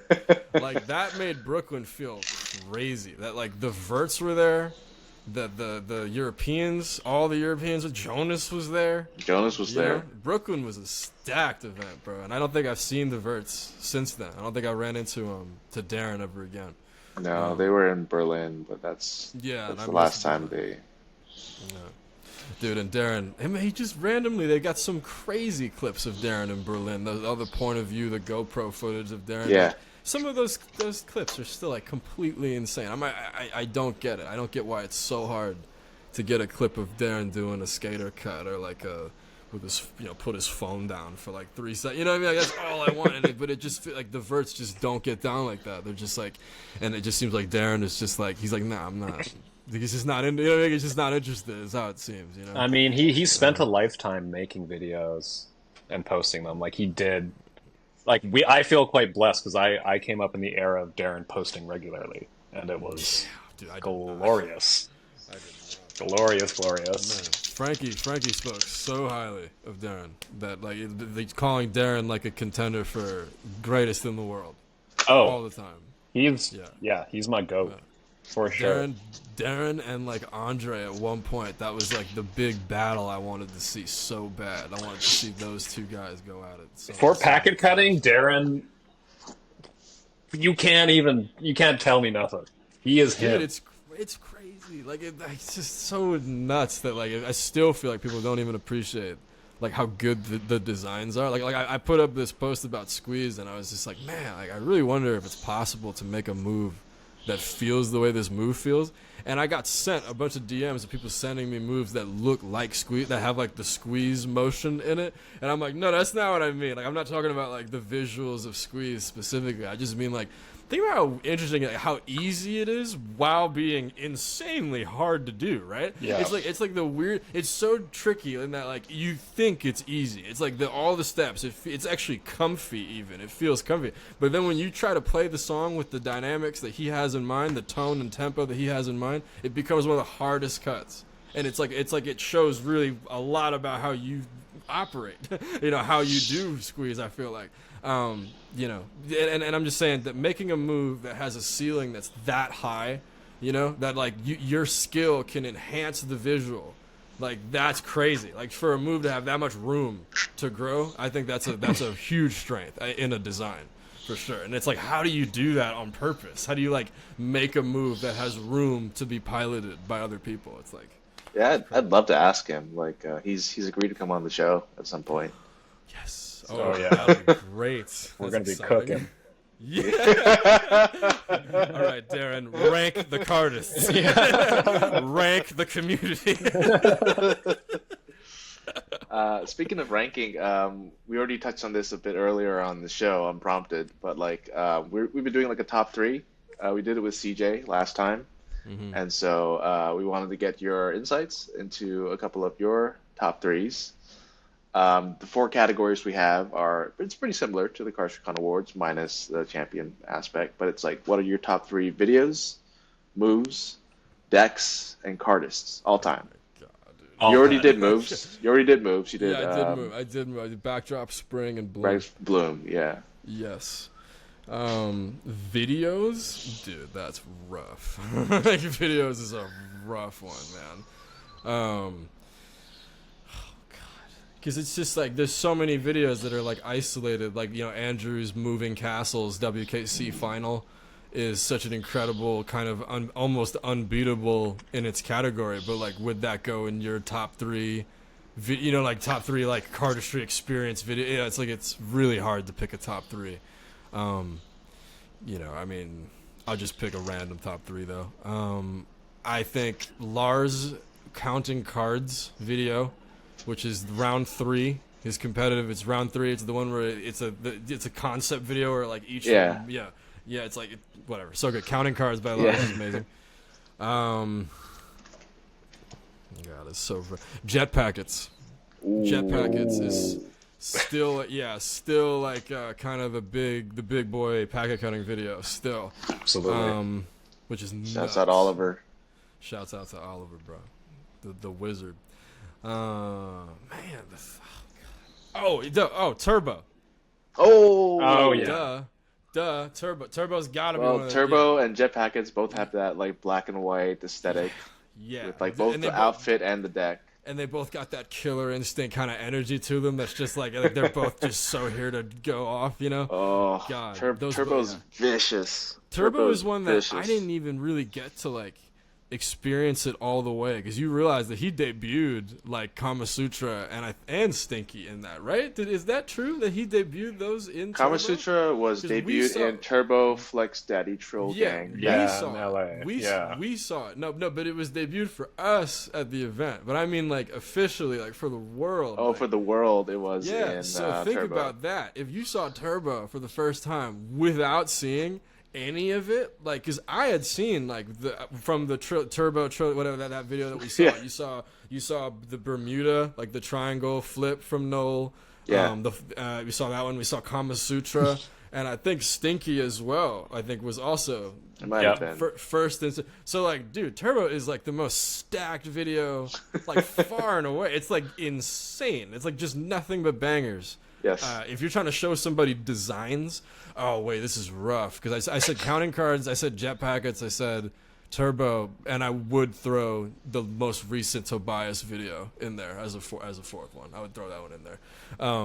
I think that's a groundbreaking, fantastic video that I wasn't receptive to when it came out. But really, that video actually is a fantastic. If you're gonna show somebody what cardistry is, that Tobias video, there's You're not talking really Tobias like the Levin Cardistry? yeah, the one that's just called Tobias Levine Cardistry.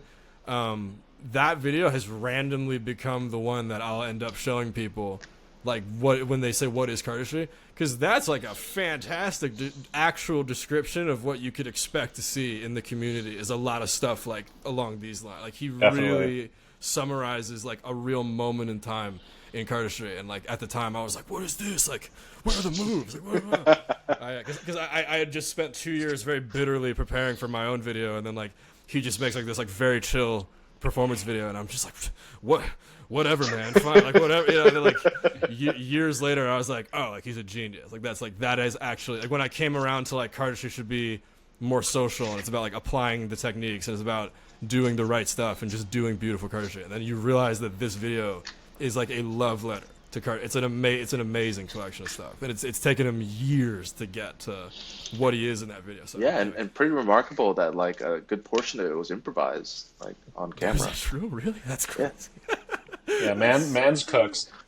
Tobias, so we've been talking about you need to spring the worm, whatever, for lay people. Tobias doesn't, because he actually does two-hand cuts, and it has the Yes. same effect on lay people, but he's one of the few that actually works. Like, we'll be in a club, and he'll bust out like a phase triple combo and do all this stuff, and I'm like, oh my god. And it looks magical, because of the way it flows in his hands, it's different. Yeah. It's just different. There's something about pesto that's just so magical. The packets just pass through each other. That's Yeah. his best move. Well, no, his best move is mantra, but I think his best Two-handed design, Oh, okay. like his best like work, completed work that really shows his decision making and like just how resourceful he is. Pesto is just like completely revolutionary. The fact that- Thematically, yeah, and he built it out of Sybil, bro. He built it out of stuff that you could find in your kitchen. You know what I mean? It's so he cooked annoying it from about scratch. he is. He's the MacGyver of cardistry. He's the guy that like he's exactly the epitome of the guy that'll take the thing that you've been holding this whole time and then just be like, oh, dude, you could just do this with it, and it's like, God, man, like such a his tastes are dead on, when it comes to that. And Oliver is the more inventive, abstract thinking one. Like I don't know if I've said this already, but I always saw them as like, Oliver's the weirdo that can think of something like a paperclip. He can invent something like a paperclip, something strange like that. And then Tobias is the kind of crazy guy that could show you 1,000 ways to use a paperclip. And it's like if you give Tobias a mechanic, he will beat you. That's the thing. That's how I feel about him. Is if you give that guy a grip, he'll find the way to use it. But the question is, can he get to that grip before you get to it? Yeah, that's that was explained to me by some of the Danes when I was in Copenhagen. Is when Oliver was coming up, he basically invented a lot of his own mechanics when he was first learning, and you can see that in his two-hand cuts because some of these mechanics, like they don't exist anywhere else. They like belong only in his hands and how his palm is shaped. Like no one can do the two-hand cuts that Oliver does, whereas Tobias learned all the mechanics, all the Dan Dave stuff, and like all his moves are kind of built around those fundamentals, and you can really see that as well. But that's where that like clash of difference comes from. It's just like the raw starting point of both of their cardistry careers has completely defined where they're at now. So yeah, and you could see it in their product lines too. that Oliver's cards are very conceptual and loaded with information and novelty. They're very experiential and abstract. And then Tobias's cards are resourceful. He takes patterns and symbols that are already meaningful, and he just says, "That's a deck. That's a deck. That should be a deck." And like that's Flags, you know what I mean? Like, it's houndstooth, yeah, logos. yeah, exactly. You know, and it's like Totally. that's what I mean by he just he's resourceful. He's a guy Yeah. that knows what to use. You know, and it's very important. That's why this applied cardistry thing. It's like he's the kind of guy to really thrive in that space. You know. Yeah. But yeah, you're so right. I've seen him do the combos in a bar one time, and it's because it's like one big trick basically. Is what you know. What I mean? It comes Yeah. off as just one giant skill set.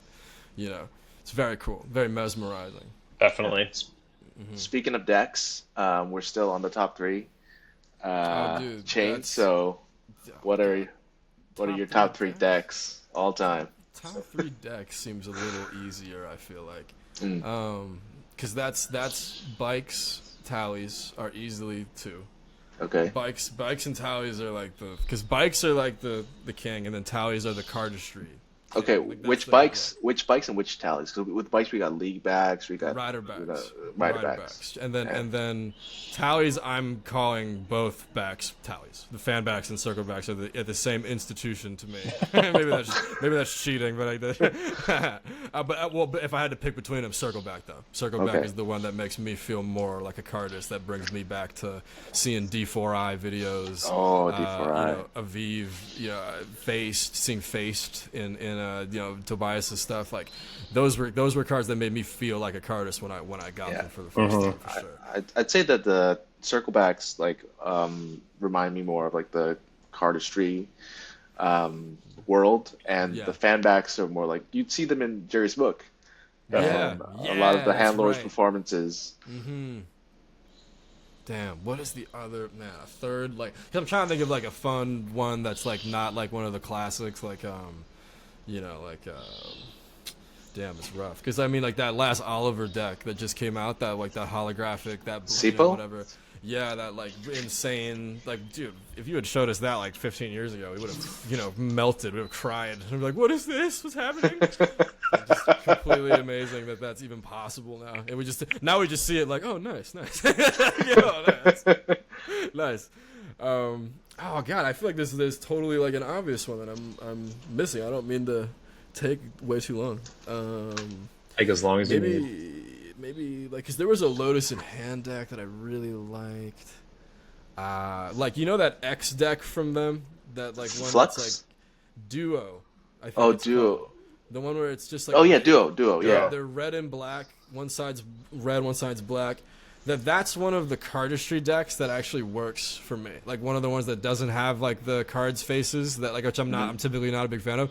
But I think that deck actually works pretty nicely as like oh cool, that's like a cardistry, very like specifically cardistry like manipulation deck, you know. Yeah. So that's pretty cool. Not a very fun answer though. Like that's such a random bikes, tallies, and that one deck from Lotus. If you guys remember.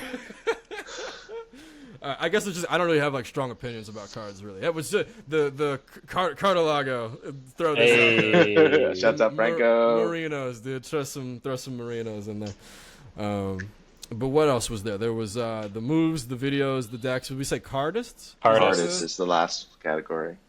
The top 3 cardists, dude. Well, Noel is one of the 3 for me. Noel, you know, Noel kind of was a hardcore reality check for the community to be like, all right, guys, let's stop fucking around with all this nonsense and bring it back to, you know, the good stuff. Such a huge eye opener for people. Aviv, and oh, dude, top 3 ever. You know what I mean? Top 3 ever. It's like you think like Tobias, and then you're like, oh, but there's Dan, like Dan Buck, like, you know, it's like, oh, dude, I don't know. And then I have Chase in the background. Chase just standing there like, dude, what are you talking about? Chase, like, one of the absolute greatest. Oh man. Yeah, I gotta go Chase. I gotta give it to Chase, my boy. I gotta go. That's a Noah great Aviv Chase. top Yeah, three. that's Noah a Aviv solid Chase. 3. I gotta go Noah Aviv Chase. That's astounding. They're the dude. I remember I turned to Dimitri in As Is one night, and I just had my arm around him. I was just like, dude, I think Noel is the best. And like Dimitri's like, dude, he might be like. and then I made a joke about Duplex, and he like drunkenly was like, I can fucking hit that right now, like, and he like went for it and like did it, dude. He like got, like he really built it. I was like, dude, that's so Dimitri. I can't believe that those guys can do structures like that. That's one thing I've really neglected is all of the geometry. That's really interesting, dude. That's a really rich set of techniques that I feel are pretty underrated. And it's so commercial. Like, it really is. It's very late friendly. Yeah. To the point where, like, and this is like a relatively simple learn structure, but Andrew's 2A, this thing. Mm. Like, when I found out that he could, like, hand it to a spectator and they could, like, hold it in their hands, that's insane. Yeah, it's totally insane. Have you seen this thing where you balance this on this, bro? I can't do it at all. No way. But that's like some handlord stuff that they would just be like, oh yeah, just balance the triangle on top of the other triangle. In the realm of heaven display. Dude, fan on a fan. How are people doing the backhand triad, bro? That's not a real thing, dude. That's like the craziest move ever, bro. Andrew did it with 4 packets. Yeah, he did the quad. The quad, yeah. That's so crazy. On the short edge, too. The backhand quad. It's nuts. That's actually unbelievable. It's this way, like not like that, like this. Yeah, on the short edge. I was watching, Fat Fingers has got this crazy move called Dizzy Demon, actually. That's like a really insane kind of like, it looks like a trigger-based ISO routine. It's like he's got like cards out like this, and he's like twisting, like he'll he'll transfer it around. This is like completely insane. To have a card in this grip that he's like twirling around vertically like that in both hands while like isolating it. And I'm like, dude, handler, like old school cardists are just like so much more hardcore than we are, bro. It's crazy, you know? All right. Well, is that all the top threes? That's all the top threes. Quality 12 right there. I think that might be all the top threes. Damn, I'm like, is that all the, is that my definitive list? We got it on video. Yeah, no, till the end of time. Yeah, exactly. Was there anything else we're missing? In terms of the top threes, no. Those are all the 4 categories. Yes, sir. Yeah. Damn, I love lists. I love questions like that. Because with BCA, I was always the one like putting together like stuff like that. You know what I mean? And I'm like, I would love to get like to just be a just straight consumer, like just like enter contests and stuff like that. Like it feels weird entering a contest when you're like older cardists, like just jumping like, yeah, fucking, I want to be a part of this too. I don't know, bro. Well, the community's due for kind of like a sports style top 100 cardists of all time type of Wikipedia list. It would break a lot of hearts. Yeah, I agree. You know, and it's also the rank. It would be, kind of bullshit anyway. You know, it's just like, like how do you rank the Danes, for example? You know, like how are you gonna like? I would just be like, dude, they're all huge in their own way. Yeah. Speaking of contests, like you were like pretty active on like Saturday night contests on Theory back in the day, and you also joined a few. Like you dipped into the round ones of WKC and CCC. Dipped into the round ones. Yeah, you dipped into the round ones is the funniest way of saying you ate shit in 3 tournaments, right? It's like, I did, dude. There was a legendary comment on Matt's stream. Someone said that Patrick lost round 1 for our sins. Yeah, that was for you guys. That's right. I J. Cold. I saw it was gonna get messy out there, and I was like, I'm just gonna throw it. Get out of here. I'm a bounce. Yeah, exactly, dude. Like, didn't Pred bounce as well? He was like he was in WKC, and then he just didn't show up. For allegedly, he's like, yeah. No, I hate all of you. I will not be a part of this. I wonder what happened, man. I still don't know what happened to Pred. With Pred? Like, what? Yeah. From what I know, he got swallowed up by conspiracy theories and then just lived his life. Conspiracy theories about like just other stuff or like Illuminati, all that stuff. Yeah, it happens. He went back to the mothership. It happens, yeah, dude. Oh shit, dude. No, I thought you were gonna say that he was like super paranoid about other cardists, like because of like the the Dimitri thing. I remember that story. What is that? It was just like there was a dispute over who ran into the riffle fan concept first, basically, and like it was just like a Right. Preda's like I did it first, and Dimitri's like you're a bitch, I did it first. That's not a quote. I just that's for the record.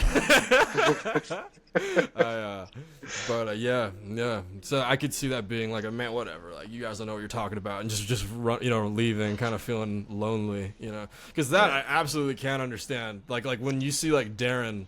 If I was to sit down with Darren and his answer would just be like, no, bro, I'm not into that. Like I'm not like if I was like, bro, like why don't you share your kid? And he's just if he was to just be like, because what, like why? I would be like, yeah, I totally feel you, dude, totally get it. Like what do we really offer? Like we're gonna be like, bro, you're the best. He's gonna be like, thank you very much, appreciate that. Very nice of you. He's heard it for 16 years now or something. So. It's just not that interesting for our best guys, which is sad. It makes me sad. Yeah, like what is the incentive for these people anymore? Yeah, and you see that clip of Andre in like a club, like, and he's like, it's like the after party, I think, for Now You See Me. I think that's the context. Oh, where he does like the L cuts behind the back and like the running long distance spinners. It's maybe my favorite shot in all of Cardistry because to me, it like truly lays out the fantasy. It's like that is a real thing that could be aspired to, and it's like even the length of it, like it's just like here's one trick and now here's my next trick, and then it's just like ta-da, and that's the end of the moment. It's not like this huge show. I was just like, yeah, exactly. I was like, that's exactly as good at Cardistry as a professional would have to be, and like, God. It's just so crazy. I wish I could see what Andre would do if he was really committing like all day, every day to like I'm gonna like an adult. It's gonna try hard cardistry right now. Like, oh, we have him in the intro doing that like pirouette spring. Yeah. Doesn't he have the thunderclap spring, which is the spring? Sonic Boom. Sonic tears Boom, the card. yes. Tears the card in half. I got it on camera actually. Oh yeah, I saw that live. Is that real? Yes. It's real, but because it's also, when he's teaching Biz's move, I've heard on the street, like he teaches a slight on Theory 11, it's one of Bizal's moves, and he's not actually doing the move in the trailer. He's pretending, because the move is really hard. It's like the Bizarian twist. Bizarian twist? Oh, yeah. Watch the video. It's a lie. He's not actually doing the move in that, apparently. Because it's a really, really difficult slight, and Andre's teaching it, and apparently it's all fake in the video. Damn. Whoa.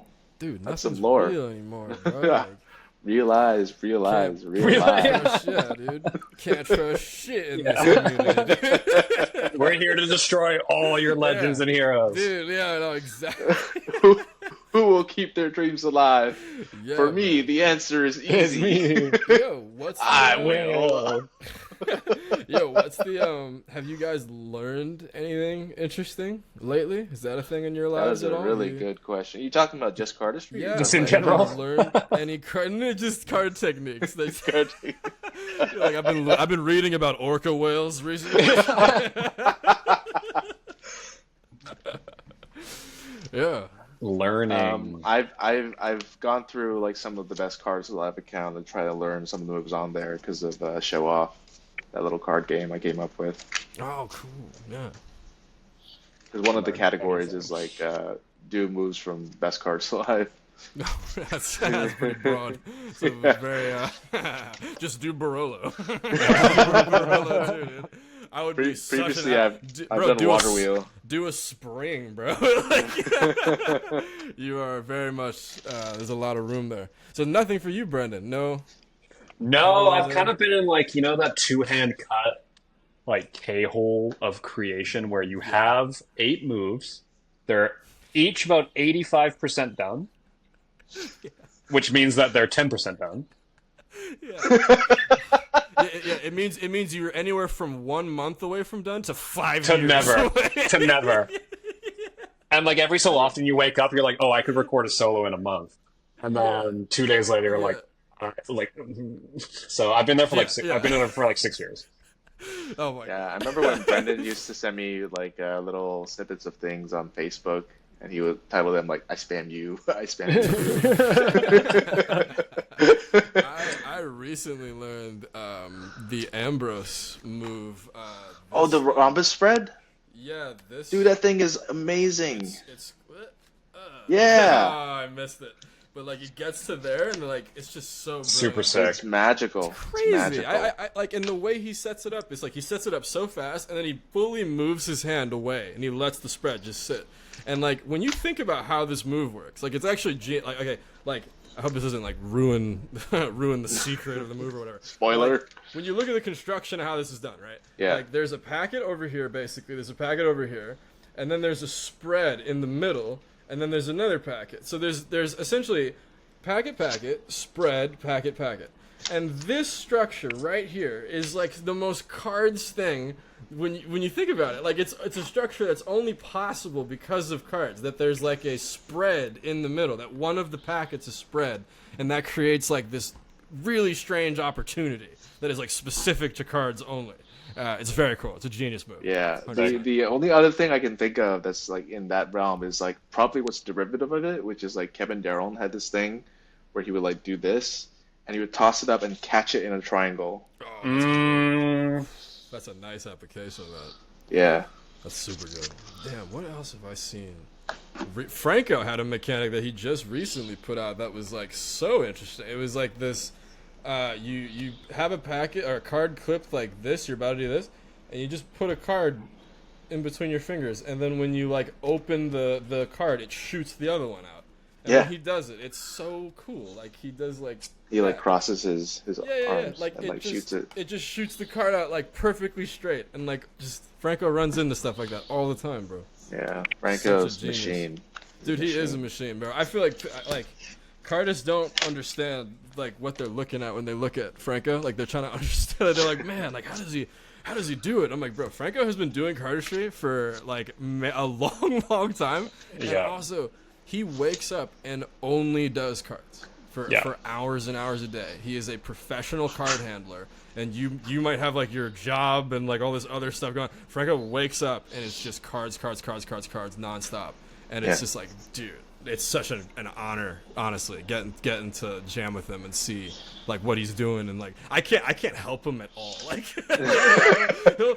he'll show me a grip and just be like, what should this do? And He like, also has the capability of hopping from like one art form to the other, where maybe cardistry gets too overwhelming, you pop over to magic and like Bonnie's direction, and then like that becomes too much, you just withdraw and go into the more private cardistry space. So we don't all have that luxury. No, some of us are stuck here. Yeah. No.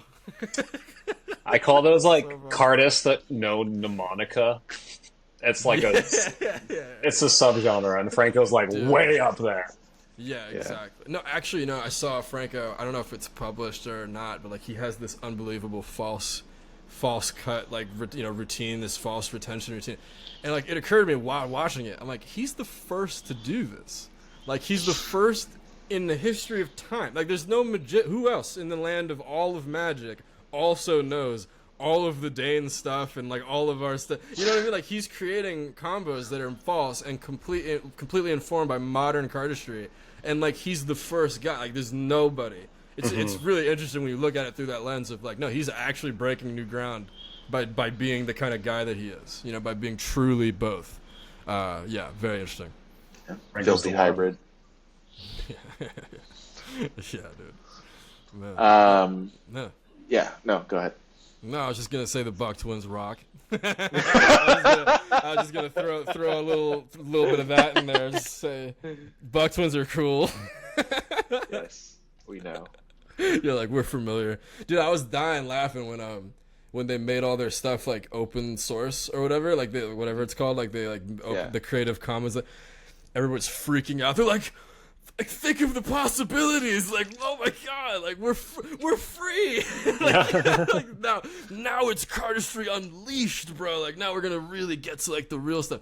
I'm like, dude, they're the most remixed guys in all of cardistry. You know what I mean? Like we've already integrated all their material like into all of our stuff. To the most intense extent that we can.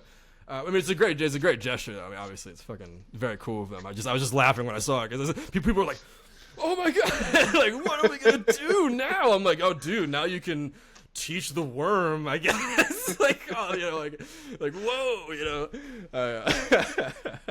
But no, really cool guys though for doing that though, for sure. Yeah, big shouts out to the Bucky Bros. Big moment, Yeah, for sure. yeah, First guys big. to do it. First guys to do it, you know. Does that mean they could have sued our ass before? No, see that's the thing. That's what I was saying. I was like, I'm pretty sure you guys didn't have like the power to like do it. Yeah. Like, stop a worm tutorial from happening. You know. We're in court. They're like, okay, that is Pandora. Can you please perform it? And then they'll be like, oh fuck! Like, give me like some ago. Let me try again. Yeah, no. Clearly, this guy is not the guy that made the move. He's not doing the extension right. Yeah. The judge is Dan Jordan Buck's like, laughing. no. The story of how Dan lost Pandora in court. He lost custody of Pandora. In a hostile takeover, I took the rights to Pandora. And I pointed at him and I said, "You're welcome, Dan." I said, "You're welcome." Oh my god, dude, that So, system Patrick, moves what do is you- so crazy. What do you think about AI and the future of cardistry? Oh, I'm pretty personally interested in it. Like, I Yeah. have not talked to anybody that is like really eager, like they have like ideas for it. I'm actually like, no, I have totally have ideas for it. Like in the sense that like, the last demo I saw from OpenAI shows real-time video prompting, like presumably it with a camera that's just open and live, and you're just asking it questions about what it sees. And I'm pretty curious about some things that we could prompt it with our cardistry. So for example, I would show one performance, and then I would show the performance of the same move but slightly different. And I would see if it was capable of distinguishing between the qualities of the two. Is it able to tell me the difference? You know, I could really just A to B comparisons. A lot of A to B comparisons I think are very like we could learn something from that. You know, Right. yeah. Just because it's just like a pair of eyes that maybe has an interesting kind of feedback, you know. But, Definitely. What's exciting to me about it is we've all had cardistry dreams, right? Where you do a move in a dream. That's the most beautiful thing you've ever seen in your life, and then you wake up and you can't really remember it. I feel like the hallucinations of AI might actually be able to like visualize that type of movement for us in some ways. That would be cool. That would be crazy. It'd be really cool. Actually, I'd really like a dream move GPT. Totally. Yeah. Totally. That'd be really cool, man. You know, Dream move. Dream moves. Yeah. That's crazy that you said that we talk about the moving in your sleep, because I was just thinking the other day that I was like, I wonder what those are for Trevor. I was literally thinking like Trevor's real life moves are things that I would never even like begin to think that I would be able to do. Like the fact that he even like approaches the stuff that, you know, like you'll show him like a 8-face display, and the next day he'll be like, yeah, I doubled it. Like there's I found a way to do it in both hands, and you're just like, what are you talking about? Like he's so close to Dimitri in the sense that like he is a true old school, like I have 80 ideas in a notebook kind of guy. Totally. Like when he says that he's gonna go film a video, he literally means like, we're gonna go see like how many of these 80 moves are gonna make it like onto the thing, because they might not all, you know.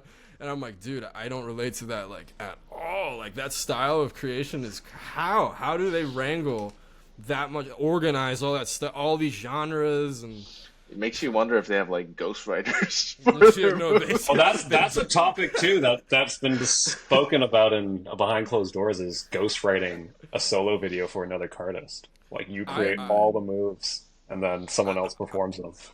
I thought it would be cool to do that, but not as a secret. Like I thought at one point about reaching out to like Tobias or somebody like a great performer and being like, could I make you 8 moves, and then like we just say it's like 8 moves by this guy, performed by this guy.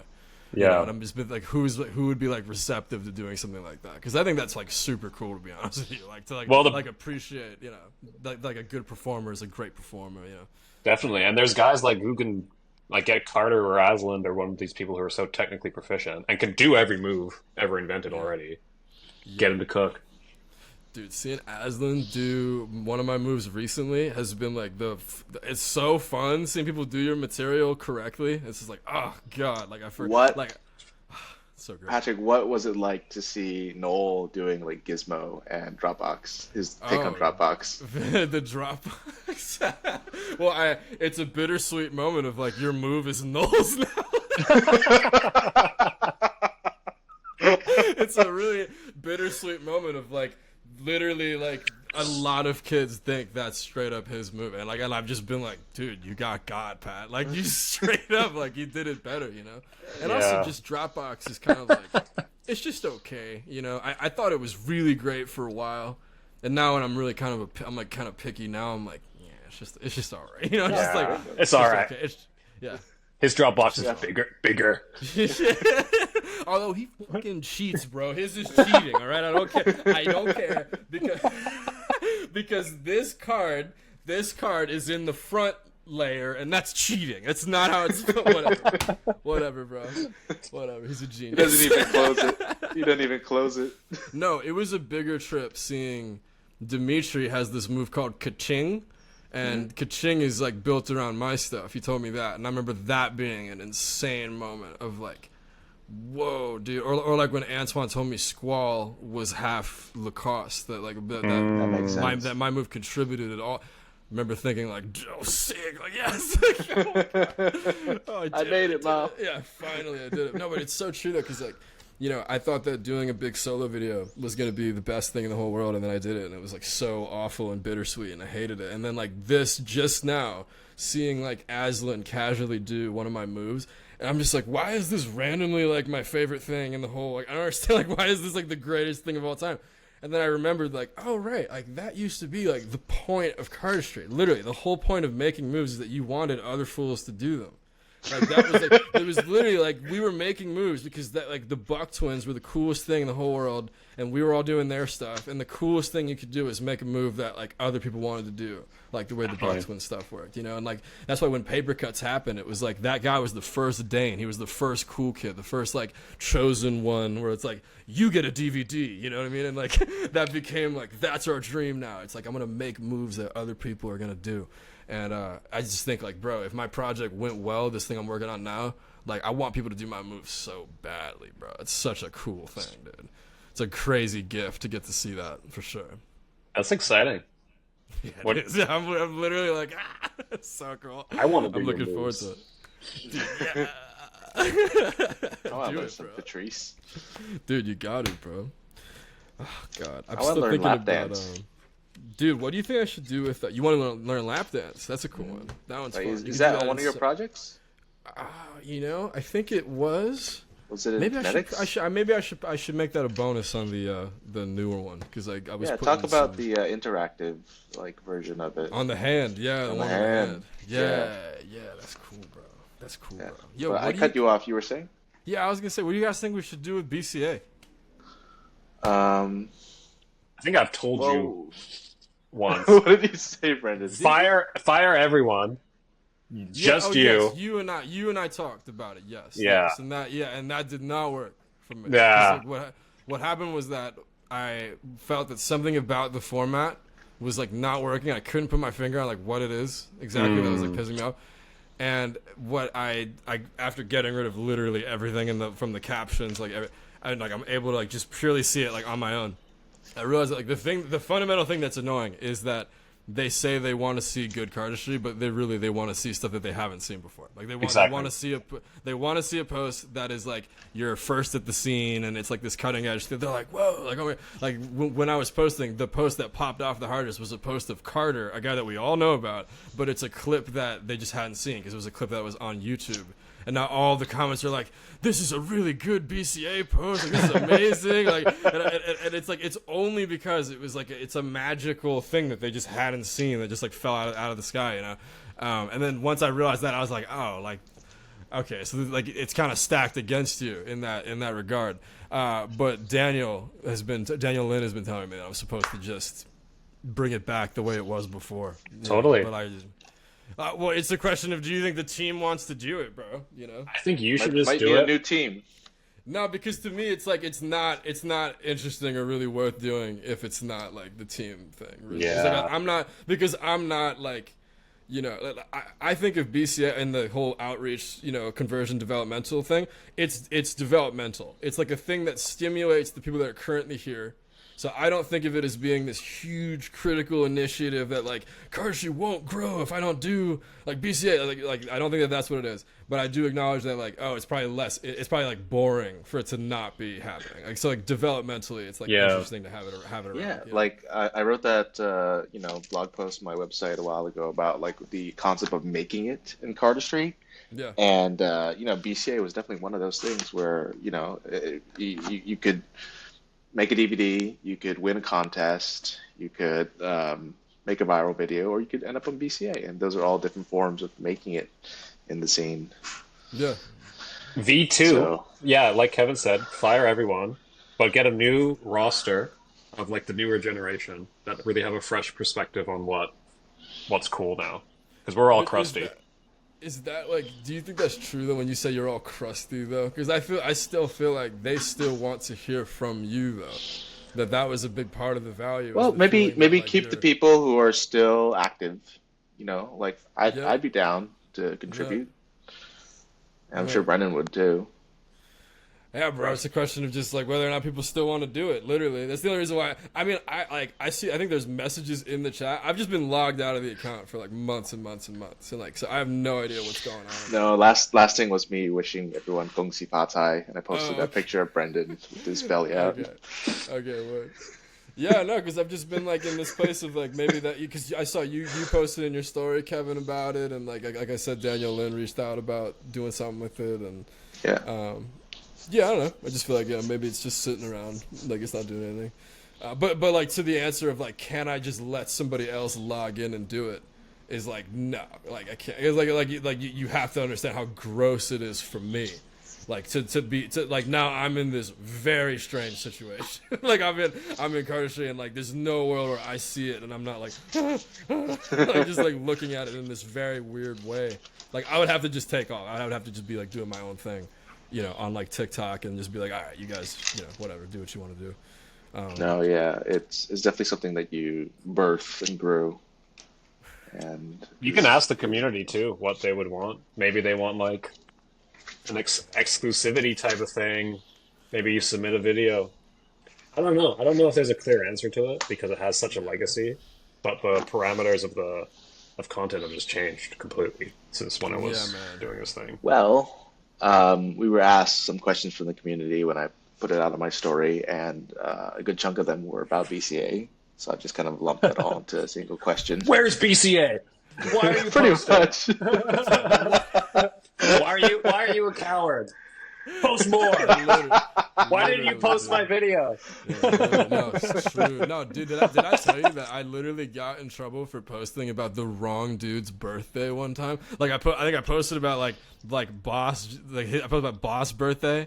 And then they were like, but it's Burger's birthday today, too. Like, why didn't you tell? I was like, dude, I don't even, like, nothing matters anymore. Like, I don't know what to They say. don't deserve you. None of them deserve you. Yeah, they do. Cardistry deserves me. That's the Yes. thing. Cardistry deserves me. That's how I see This is a free service. My lovely Cardistry. Just buy some of these. Yeah. God. No, I mean, it's just a question of, like, you will burn out if the system that you're doing is not working. This is as simple as that. Yeah. You will burn Always. out at a certain point if it's built in a way where the costs exceed what you get out of it. And that's the only reason why I ever made edits to the page was not because I was trying to ruin a good thing, but because it was like I'm trying to find a sustainable place so that I could like do it forever and so that it actually like makes sense to do it. But like it can't just be that like I'm the guy that's like nervously on my phone, like watching for anything to happen. And they're like, all right, like now, it's just it's crazy to be doing that. And I'm not getting paid to do that either. And even when you say like buy the cards, like that is not the same as being paid to like do the thing. You know what I mean? Like, so it's like all right. But I could acknowledge that like the format, like a few formats ago, where it was like there was like a descriptive caption, then like the name of the cardist, then there was like the name of the move, then there was the deck name, and then there was like the selected by thing. That's probably like the best format that we had. That's probably the most entertaining, fun thing. And like, I mean, I would love to just go back to doing that. Frankly, I would love for the team to just be down to do it. I just assumed they wouldn't be. Frankly, I just assumed that the team would just be like, nah, dude. I think it's a good time for it though, because the algorithm is not working the way it used to. I'm not really getting that much content. Like I don't see. I'm really out of the loop, honestly. Yeah, I am too, and also just like I found that as I got, I mean, it sounds stupid to say, but as I got better at Cardistry, it became harder to do BCA because it was like you have two different standards now. Like I have like it's like the Darren thing. It's like he has his psycho standards, and then he has like the standards that he would put onto like another child. You know what I mean? Like you're not gonna tell this kid to be as crazy as you, but like with BCA, I'm like, all right, it's the best. It's supposed to be like the best stuff, and I'm trying to be like nice and understanding and like okay, like this is good. But then you're like, no, I would never do this. So it's like it's really hard to have like two ongoing standards at the same time of like what it means to be really great, I guess. This is like, it's very weird, man. So having just one standard, I think is like, that's very helpful. Like we think what we think is good, and this is just how it is. But also before, there was a pressure to like kind of like do quality control with BCA. Like let's say a selector picked something that I didn't agree with. I would be like in my head, like, all right, well, I still don't want that to go up, basically. Like I would still be like that last gate of like, no. And that's a thing that doesn't have to be the case. Like it could totally just be that like I just do what the team says to do.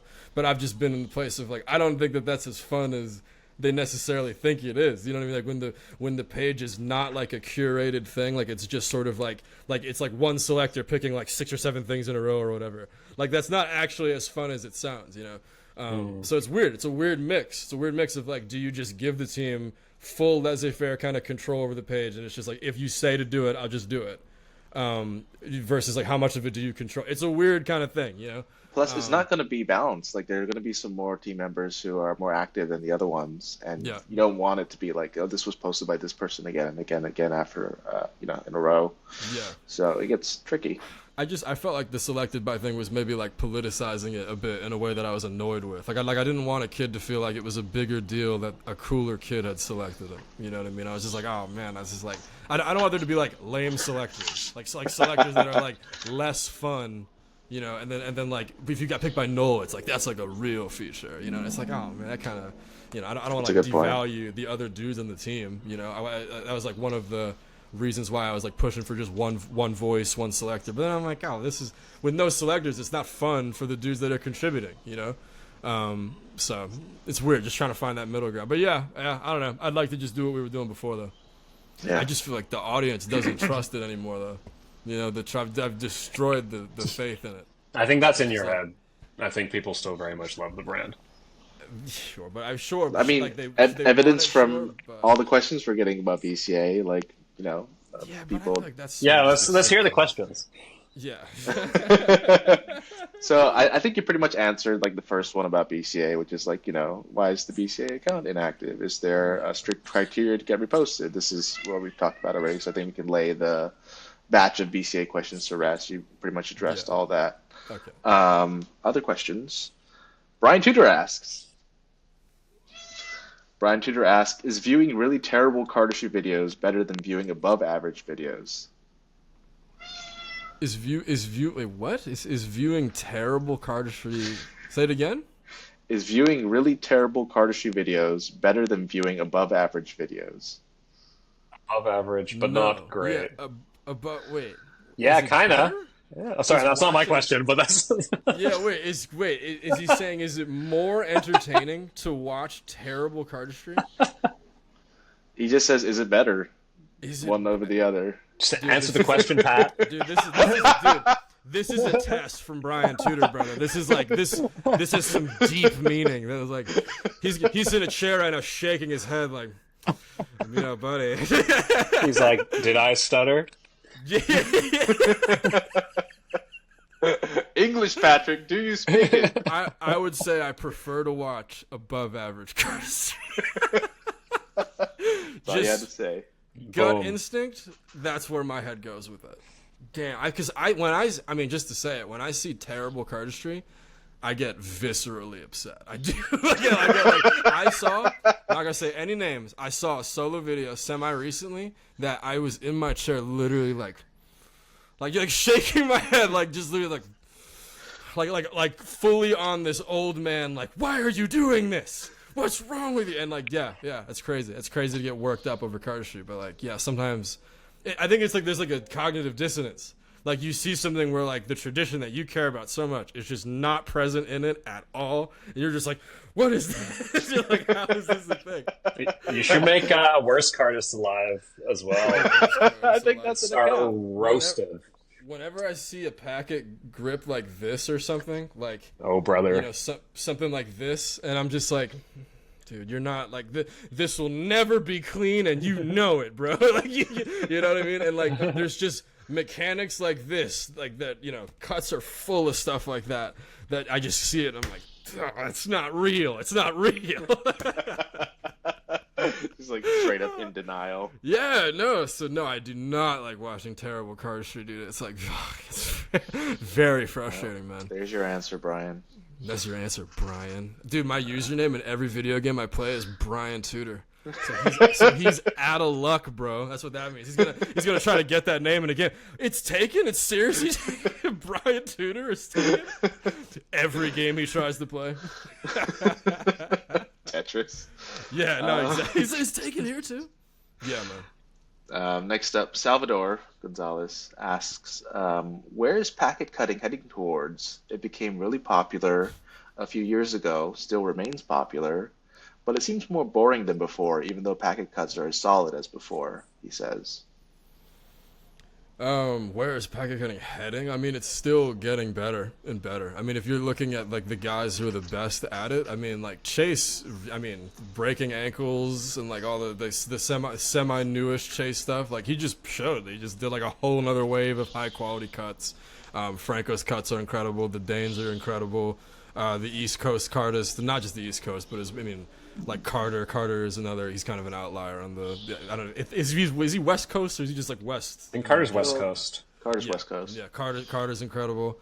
Yeah, I think if you're being real about it, if you were to take a step back, that packet cutting is like pretty. You know, like the guys that are good are like really good, bro. They're like we didn't have anything like this stuff back then. Yeah, and we talked last episode about Alex as well. Which Alex? Tile. Gerstenberg, I think. Is that how you say Oh his name? yes, the another Dane. Yeah. Yes, yeah. I got to get used to when you say Alex, I think of the Italian. Ricci? Yes. Also, So really, really good. the Avatar. He's like this. He's like this When we needed elusive- him most, he Yeah, vanished. dude. Yo, I love Davide talking about him and how crazy his like standards are. Davide's told me this, like he's like, man, that guy will look at a crazy move and be like, it's a 4. it's a 3. It's a 4 out of 10. And I'm like, that's good, dude. That's right. That's great. You know, that's good, man. Get real, you know. Yeah. No, maybe is packet cutting in a boring place? I mean, I do think that packet cutting is definitely dominating the conversation, you know, a lot for sure. There's definitely a lot of packet cutting for sure. There's always been a lot of packet cutting though. It's always been like a huge, because it's a very accessible thing to be doing. But yeah, I wish more people were more general, like Lars. Like you should be more like Dimitri and Spencer and Aviv, like these guys that are very fluent in spreads. Even if you don't want to do it, you should just like try to get literate in like all of the style. I like artists that are more like doing that stuff, you know. Yeah. For sure. All rounders. Yeah. Dude, Noel's last video, Uno, by the way, is I realized that video, when you look at it from the perspective of like, oh, this is actually a very charming collection of different genres of cardistry. And then it becomes a very respectable, very impressive display of like, he's got fans, arm spreads, single card moves, abstract kind of D4I. He's got that like bridge as well. Yeah, the shuffling thing. like he really travels actually a really nice range technically, and I when you see it like that, you go, oh, actually this is like a really high quality, like because you might like coming away from Turbo, it might not be filled with those same like gut busting like thrills, like oh my god, like this is it, but like that's still like such a crazily high quality video. Uno, Yeah. You know, All rounder. yeah. Idolift asks, how can I get with the program and reprogram? Hell yeah. Yeah. Damn. So for the viewers who don't That's remember, everybody. that's a reference to your old video on squids. Yeah, dude. Yeah, man. I was saying Weapons of mass creation. Weapons of mass creation. Dropping bars left and right, dog. I was just you couldn't fuck with me, guys. Yes. so funny. And I meant that shit. I was working at a retail job, and I stepped outside to say that. Like, that's so funny. Let's like, go. In your Target uniform. Let's just, go. like, standing outside a bus stop, like, you don't even know what's coming. Like, so funny, dude. I mean, am I supposed to, you want me to, like, actually answer that, or do you want... Try. Well, dude, my big rule for cardistry is if what you're doing doesn't look cool, and it's stupid. And there you have it. That's the I love that. that's the getting with the program, bro. That's the program. Just look cool. All you gotta do Dude, is if look you cool. don't look cool, you're doing some stupid shit, bro. It's real. It's true, dude. It's just You won't get reposted on Coolest Cardist Alive. Dude, I'm just saying, you ever see someone do a cut and you're just like, there's no way he knows what that looks like. You know, I was saying this to Aviv once, that I was just like, that's a real question. It's like, do you think they know what it looks like and they're fine with it? Or that they just don't know what it looks like? Because if they did know how jank it looks and how, like, you know, like packet cuts that are totally blocked by like this front packet, you know, and you just can't see anything at all. And you're like, do they not see that that's happening? Like, do they not perceive that that's happening? It's a real question. You know, it's like, I don't know. Because you would think that if they did see it, they would be more bothered by it. You know, they would be like, oh, well, I can't post this, you know. Yeah, have some empathy for the viewer. Yeah. That front packet people... is tempting. That's the forbidden fruit. It's so tempting. Dude, though, Chase and I, in my circle, in the circle that I designed it and shit, we call that packet of doom. This is the packet, the unforgivable packet of doom. The only time that's acceptable is for like guy Matt's like surprise display. Yes, like, when you're hiding it. Yes. Yeah, exactly. And he did like, or Andrew had the push through square.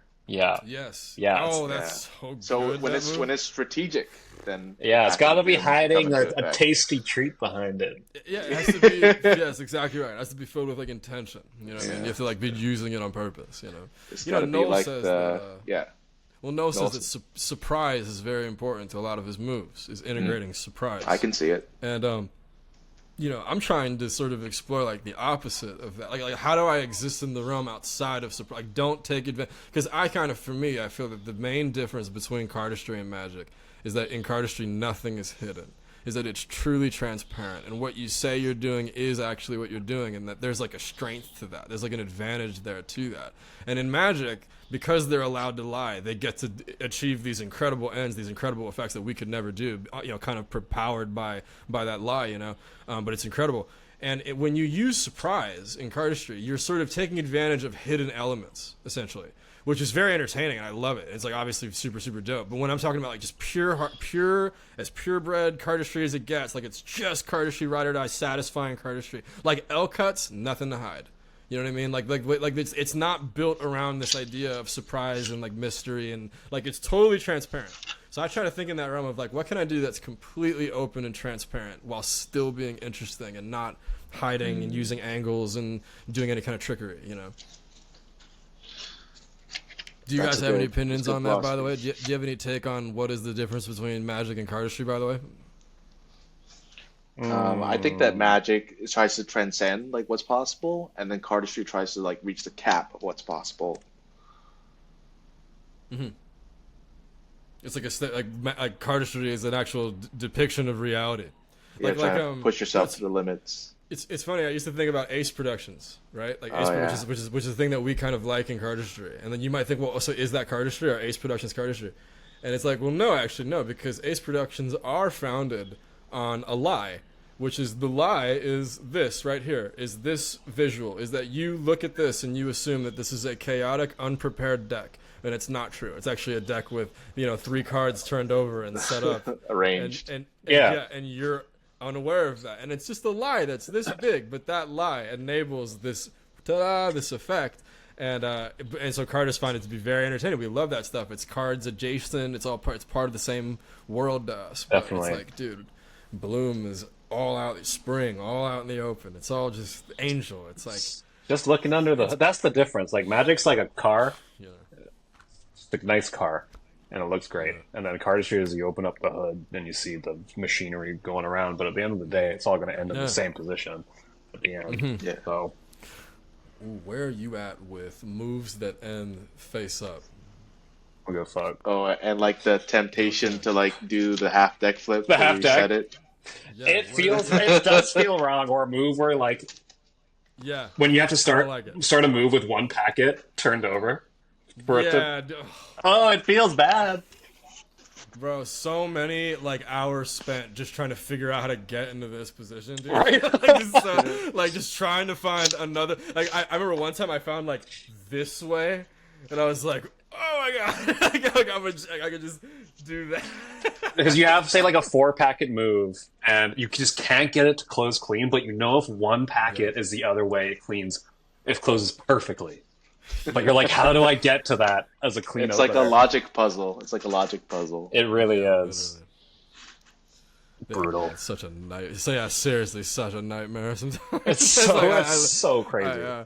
that's why I like the moves that just kind of write themselves. You know what I mean? Like the moves that like are the moves that you're able to like. I think skill is really important, right? Because if you have skill, then you could design moves without even needing to be overly abstract. Like for example, like you know, there's this like card twirl. Yeah. You know, there's the finger roll. Well, nobody has that down, right? Nobody's really gotten that skill to where they could front to back, do it front to back, climb it all the way up, reverse it, both hands, right? If we're just talking about skill, well, now it's like, all right, well, what can I do if I have the skill to do that? Well, I could instantaneously, I could invent, you know, this. I could try to pass it between Ooh. the Yeah. hands like that, and now, boom, new idea. Great. There's a move right there, and that's a thing that you can get purely because you have the skill to do it. Definitely. It's like, dude, if you're trying to like overhaul what you're doing in Cardistry, it's like just fucking just It's a read the book, fundamental, bro. yeah, and do magic Yeah. stuff. I was thinking that too about like Yeah. back palming, because I'm really good at back palming in my right hand, and you can do it really quick. But if I can't do it in this hand, but if you have both going, you're just going, yeah, exactly, and you're just popping them over and over and over again, and it would look crazy. actually- It would look insane. In the Fontaine video that I did with Chase, where there was like a bunch of random people, I had this shot idea where Chase and I we like linked hands and then we just produced cards in a row, like just in a line. Sick. And it's just like I think visuals like that are so It's like so underrated. Like, sick.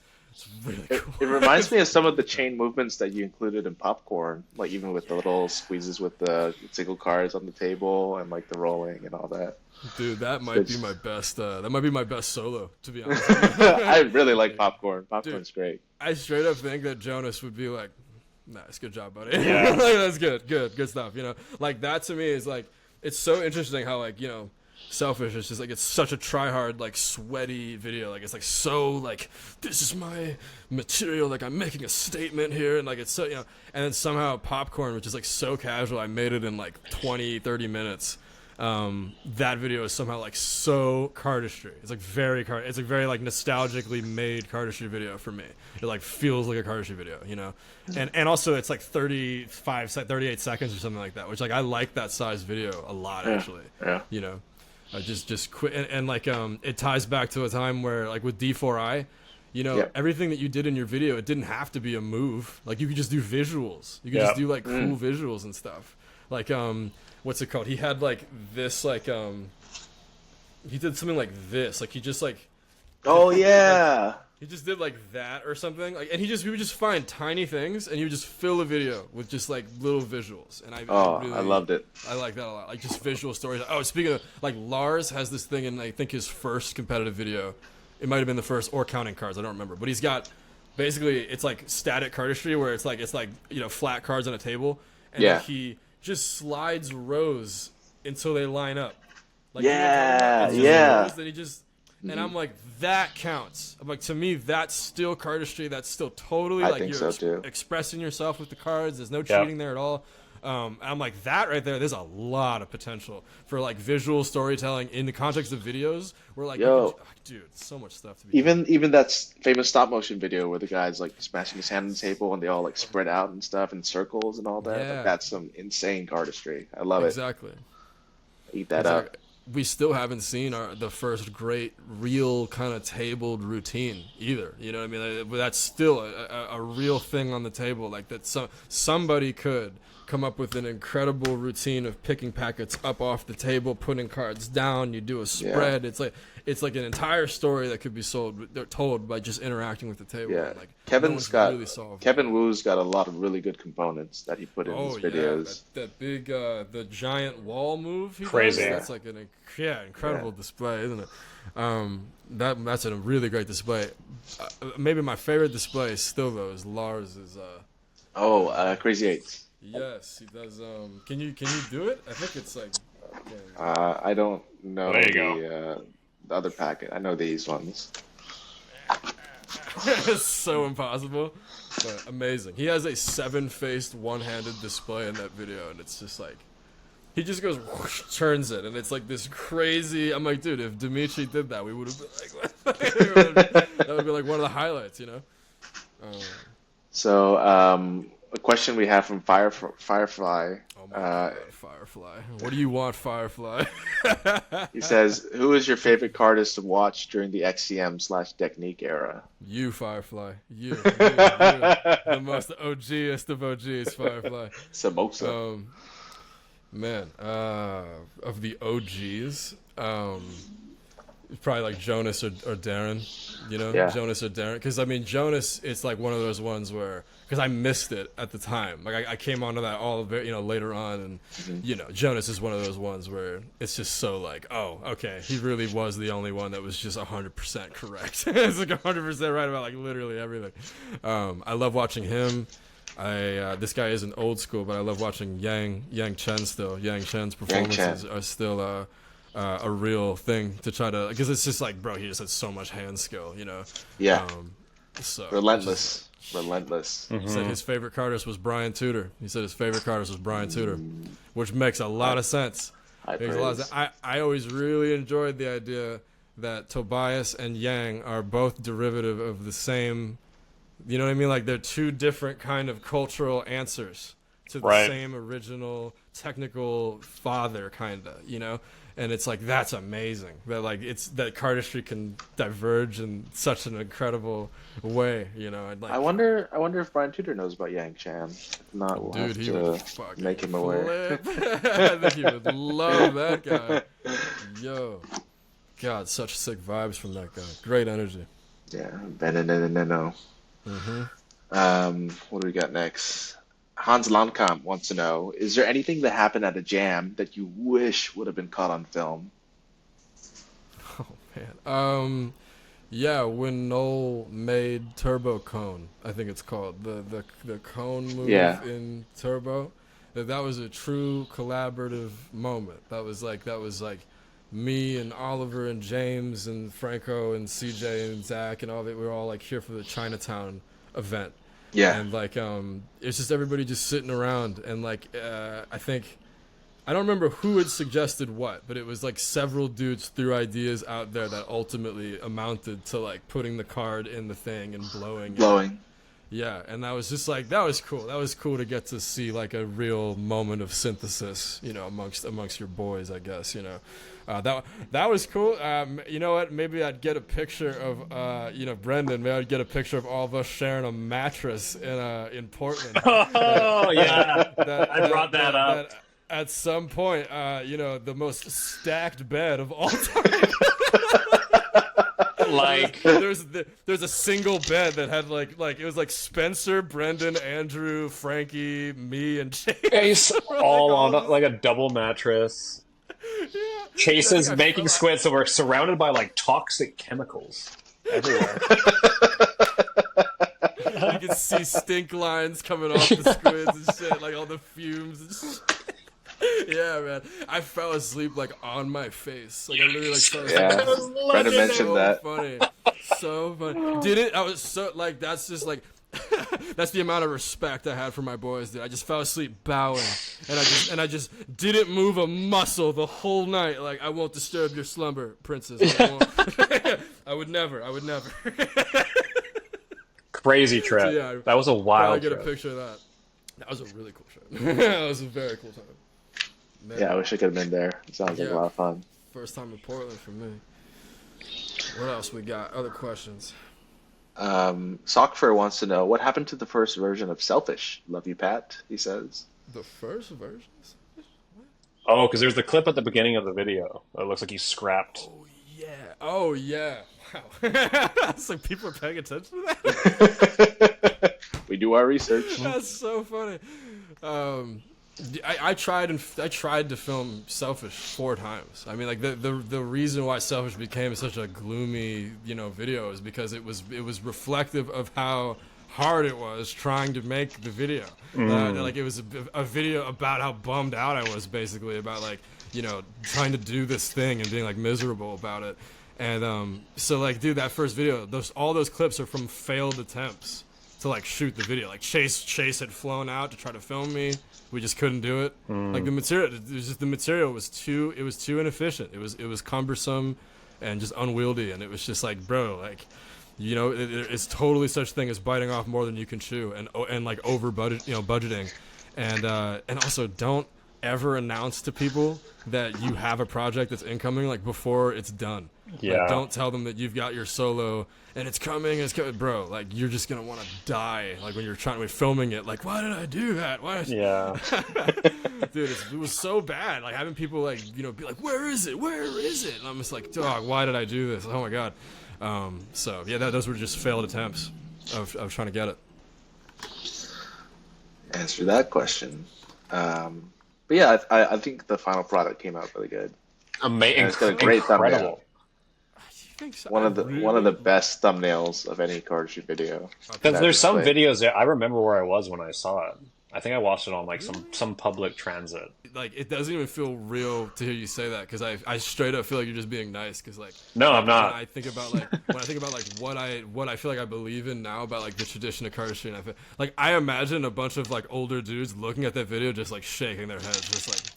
I was like, this just perching ass dude. Yeah, no, like trying to bring perching back when we purged it. I think I was bitching to Aviv or something about like that style of packet cutting, and he was like, "That's your fault, motherfucker. You did that." And I'm like, I'm very flattered that you think that, like you think that like that's me, but like no, dude, yeah, that's always really strange to hear that. Yeah, because I just see that video as being like what not to do. Like that's how you, like, if you want to be sad and you want people to like, because I feel like people couldn't even tell you about like 75% of the material in that video, right? Like, it's just like kind of like, in one ear out the other, like it's just ideas you see and go, oh nice, cool, and then it's like, man, make 26 moves and none of them stick around. It's like, that's not a good designer.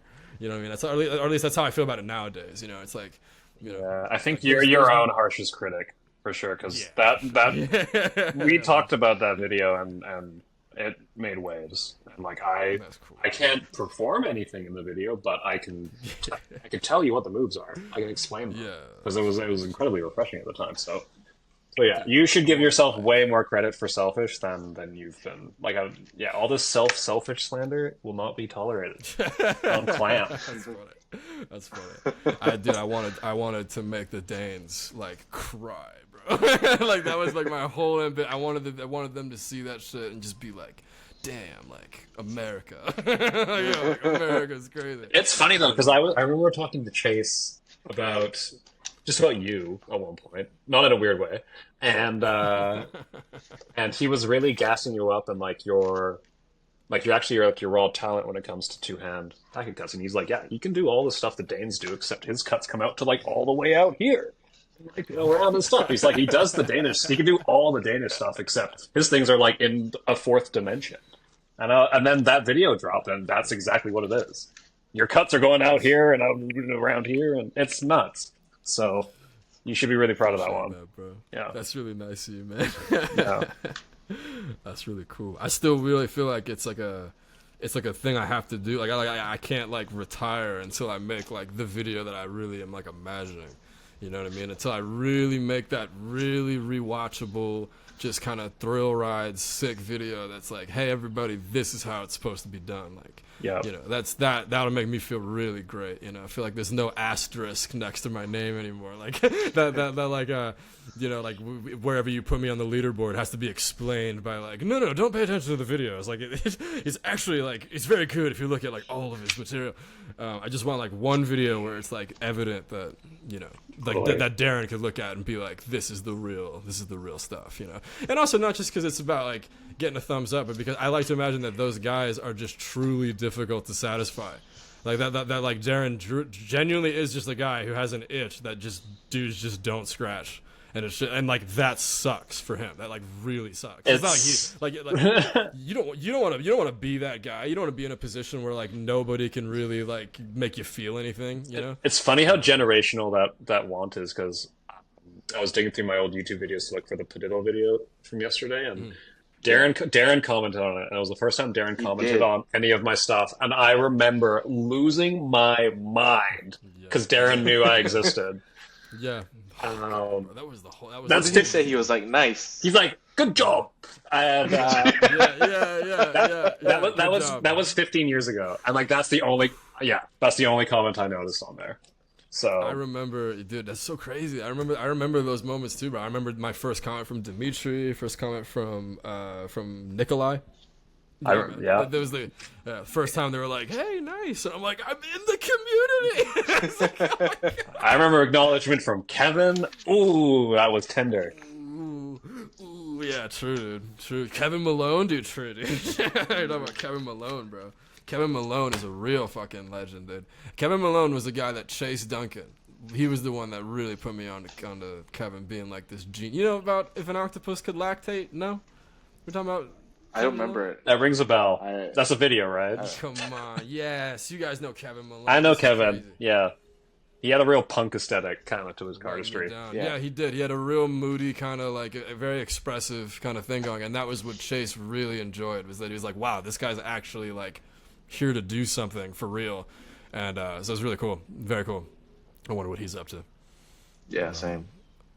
I want Boss to get back into the swing of things. Boss has been posting some stories lately. I mean, he cleared out his entire Instagram, so he's just got no presence anymore. He temporarily left Instagram, and I really was like immediately so bummed about that, because he's like one of the best guys we have, straight up. He's like one of the most skilled, tasteful, coolest guys, and he's just kind of gotten the short end of the stick. He pretty much created Dime. Yeah, he put my first #1 in my hand, dude. He fucking started my career, bro. He's like... Do you still get royalties from the Theory Level Marketplace? Oh, like a penny here and there, you know, like like 20, like 10 cents, maybe. Penny Royale. Yeah, dude. Oh, that's what I'm reteaching on this project, actually. That's sweet. the one and only move that Darren has ever like been like, nice. I made that move, and Darren was like, cool. Ever since then, I've been like, this is my greatest move. This is my best move. You Papa blessed. Yeah, straight up. I'm like, dude, this is an officially good move. Straight up. I want to do like a collab with a fun cardist. That sounds cool. Yeah. Who you got in mind? Yeah. I mean, I don't want to spoil it. Okay. I don't want to ruin any fun combinations. All right. Keep it on the wraps. All right. You know, because you guys are in the audience too. Actually, you know, that's an interesting. This is maybe a good time to ask you about this. Like, do you ever feel weird that the dudes that you collaborate with so closely, like, are the audience? Like that's really been kind of weirding me out lately. That like the people that are my collaborative bros are then going to jump off the stage and then sit in the chairs, and I'm going to perform like for the same guys that I was just jamming with. Like, they're now going to be in the, like, does that not feel weird for you at all? Because for me, like, that's very distracting and like weird. I feel like if that's the case, they've already seen my stuff, like that I'll be doing, so I don't feel so nervous or like whatever it is. Well, not How about nervous, you, Brendan? Oh, yeah. I mean, I haven't dropped a solo in like 15 years, so I don't know the feeling. But no, style. But no, it's like I think it's quite special actually to have a. It's almost like having like a gallery opening with a homie every so often, but like you're supporting your friend and you're seeing their new work. I think it is pretty rare that if you've been hanging out with another cardist a lot, that they haven't showed you the material. Um, no, I think it's quite special. I remember in I guess I mean Barcelona like, before Berlin when we were all did a little Barcelona trip before, yeah, yeah, and I remember that. we were staying in a Airbnb somewhere, and we had like a couple beers, and I don't know who brought it up first, but like there was pressure for everyone who was going to show a video at CardistryCon to premiere their video in the Airbnb. So we all had a private viewing of like the Cardistry Touch welcome Welcome. video, Oh, and then nice. Aviv only had his video. I forget what it's called. Stolen Stolen Moments. moments. He only had it on his laptop. So what we did, there was like 12 of us there. We each took turns going into the bedroom with the lights off and watching his video with the headphones on, one by one, and then like we rotate out. I remember, and I have a photo of Franco on the bed. Like I think he's like, there's like a tear rolling down his eye or something, and he's just like, That's so funny. it So was funny. crazy. That is some lore. That is some lore, yeah. That was nuts. And Aviv took some convincing. He's Yeah, like, I I don't bet. want to show No, it. So, yeah, because like you don't want to spoil it, dude. You know, but like that's what I mean. It's like, I mean, what if you were like a stand-up comedian, right? But the entire audience were other stand-up comedians that you know, like yeah, your boys, and that was the only crowd you played for. yeah, Like you would be at a certain point. They like if they didn't laugh at something, you might be like, fuck you guys, like whatever. Like you, yeah, you're gonna start having like opinions about this particular room of dudes that you have like a relationship kind of with, you know. And it's like, yeah, man, that sucks. Like they have ideas about my style and like what I'm supposed to make, where your goalposts are. And, yeah. you know, it's kind of strange, dude. It's a little incestuous. Definitely. When you put it Kinda. that way, though, it also is incredibly impressive that cardists at whatever caliber are still creating material that's impressive to the community in a way. Yeah. And the preconceived biases and judgments and everything. It is actually, yeah, but when you put it that way, that analogy, it is pretty weird. It's kind of a dude fest here, guys. You know, it's kind of Definitely. Kind of. a lot of boys, and you know, it's not like a, you know, let's get some chicks here, man. That'd be cool. But it's more like the fact that there are not girls here is like indicative of like a thing about it. You know what I mean? It kind of says something about like the environment that we've created here. You know, and like it is like a sweaty boys.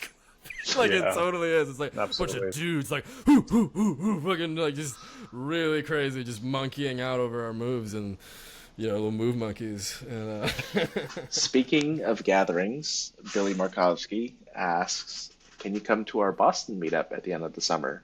yeah, Ooh. I could do that. I could probably do that. Where is Boston? How far away is Boston? Boston. Massachusetts. It's about I think 4 hours away from 4 hours away. Jersey. Jesus Christ. 4 hours away. Okay, I'll try. I'll give it a try. And end of summer, I could do it because Like I'm not. August, end of Yeah, because August. I don't think I'm going to the con, you know. So I guess I'll just do this instead, you know. Because Yeah. like bro, Japan is so far away, bro. And expensive. Yeah, it's expensive, and it's like presumably in like you know the fall. 'Cause it's not gonna be in the summer, I guess. So, and I'm like busy now in September. So I mean, like shit, dude, kind of can't make that happen. But yeah, that'd be cool. I mean, cause I missed the last New York jam, but yeah, Boston, that'd be cool to check that out for sure. Yeah. So we got a couple left.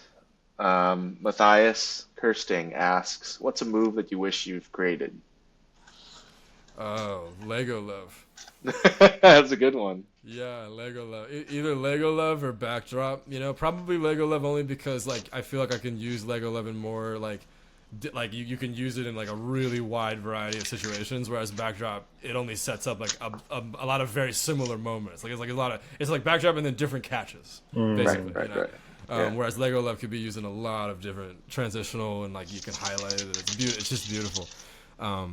Yeah, that's a real like Cardist technique. I feel that's like a layperson was never gonna make that by mistake. You know what I mean? Never. Like, you know, so Lego Love.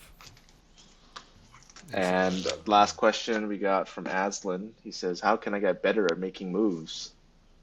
How could he get better at making moves? Well, I break it down into the two categories of you have to work on your hands and you have to work on your eyes, right? So you have to work on hand skill, which means that you have to be learning, practicing, and like actively trying to acquire new skills.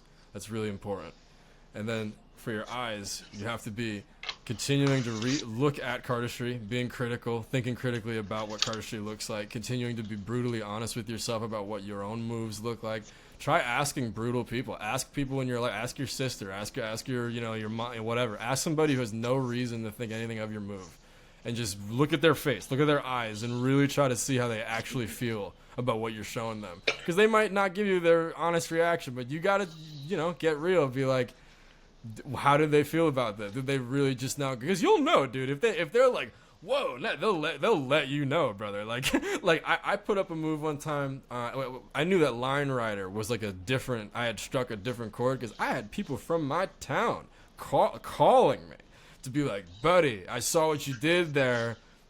Hey, nice, man. You really like, they will let you know when you're doing good stuff. So put yourself in a position where you could be held accountable. Basically, don't just show your material to your boys or to be like, yeah, I see what you mean. Yeah. So work on your eyes, work on your hands, and get real. Be honest. Yeah, you hear that, Aslan? Yeah, Aslan. Get real. Learn more of my moves. Yeah, open your eyes. Yeah, learn more. You gotta open your eyes, guys. Stop drinking stupid juice, guys. Fucking crazy. I want that on the shirt. Stop drinking literally. stupid juice. You said that's the last question? That's the last question. We made it. We made it. It's We been made it to the end. yeah. This might be a good point to do some And outros. do some outros. Sure. Yeah. So, how can people find you on socials? I'm on patch.god on Yeah. Instagram. Crazy. I have a crazy. It's extremely crazy. I have a. There's another account called Best Cardist Alive that is You might have heard currently of. kind of quiet that you can follow. And I have a YouTube channel with no videos on it called The Bad Habits Show, where I'll maybe I'll do something there at some point in the future. I liked Yeah. the video that was on there at one point. I really vibe with it. Yeah, that was cool. Got the message out. I think that's like, don't really want to talk about that kind of thing anymore, like in more videos, because it's just like I want to get to like cardistry theory. No, I don't want people to think that cardistry theory is just gonna be like actually just talking about feelings. Self-help. Like hours and hours and like, guys, this is dangerous stuff, guys. Like, be careful out there. Be careful. You can get really hurt doing this stuff. Meanwhile, that's the only video that Darren clicked with anymore. Yeah, no, dude. Like, yeah, exactly. That video scratches the itch. He's like, I know. He's like, yeah, dude. Yeah, man. All right, dude. Sick talking. Sick talking. Super great talking. Thank you for having me. Really. Thank you Had so a much, lot of Patrick, fun, for guys. coming on. Yeah, For sure. Great time. Absolutely, man. All right, everyone. All right. Take care. Bye. Peace out. See y'all next time.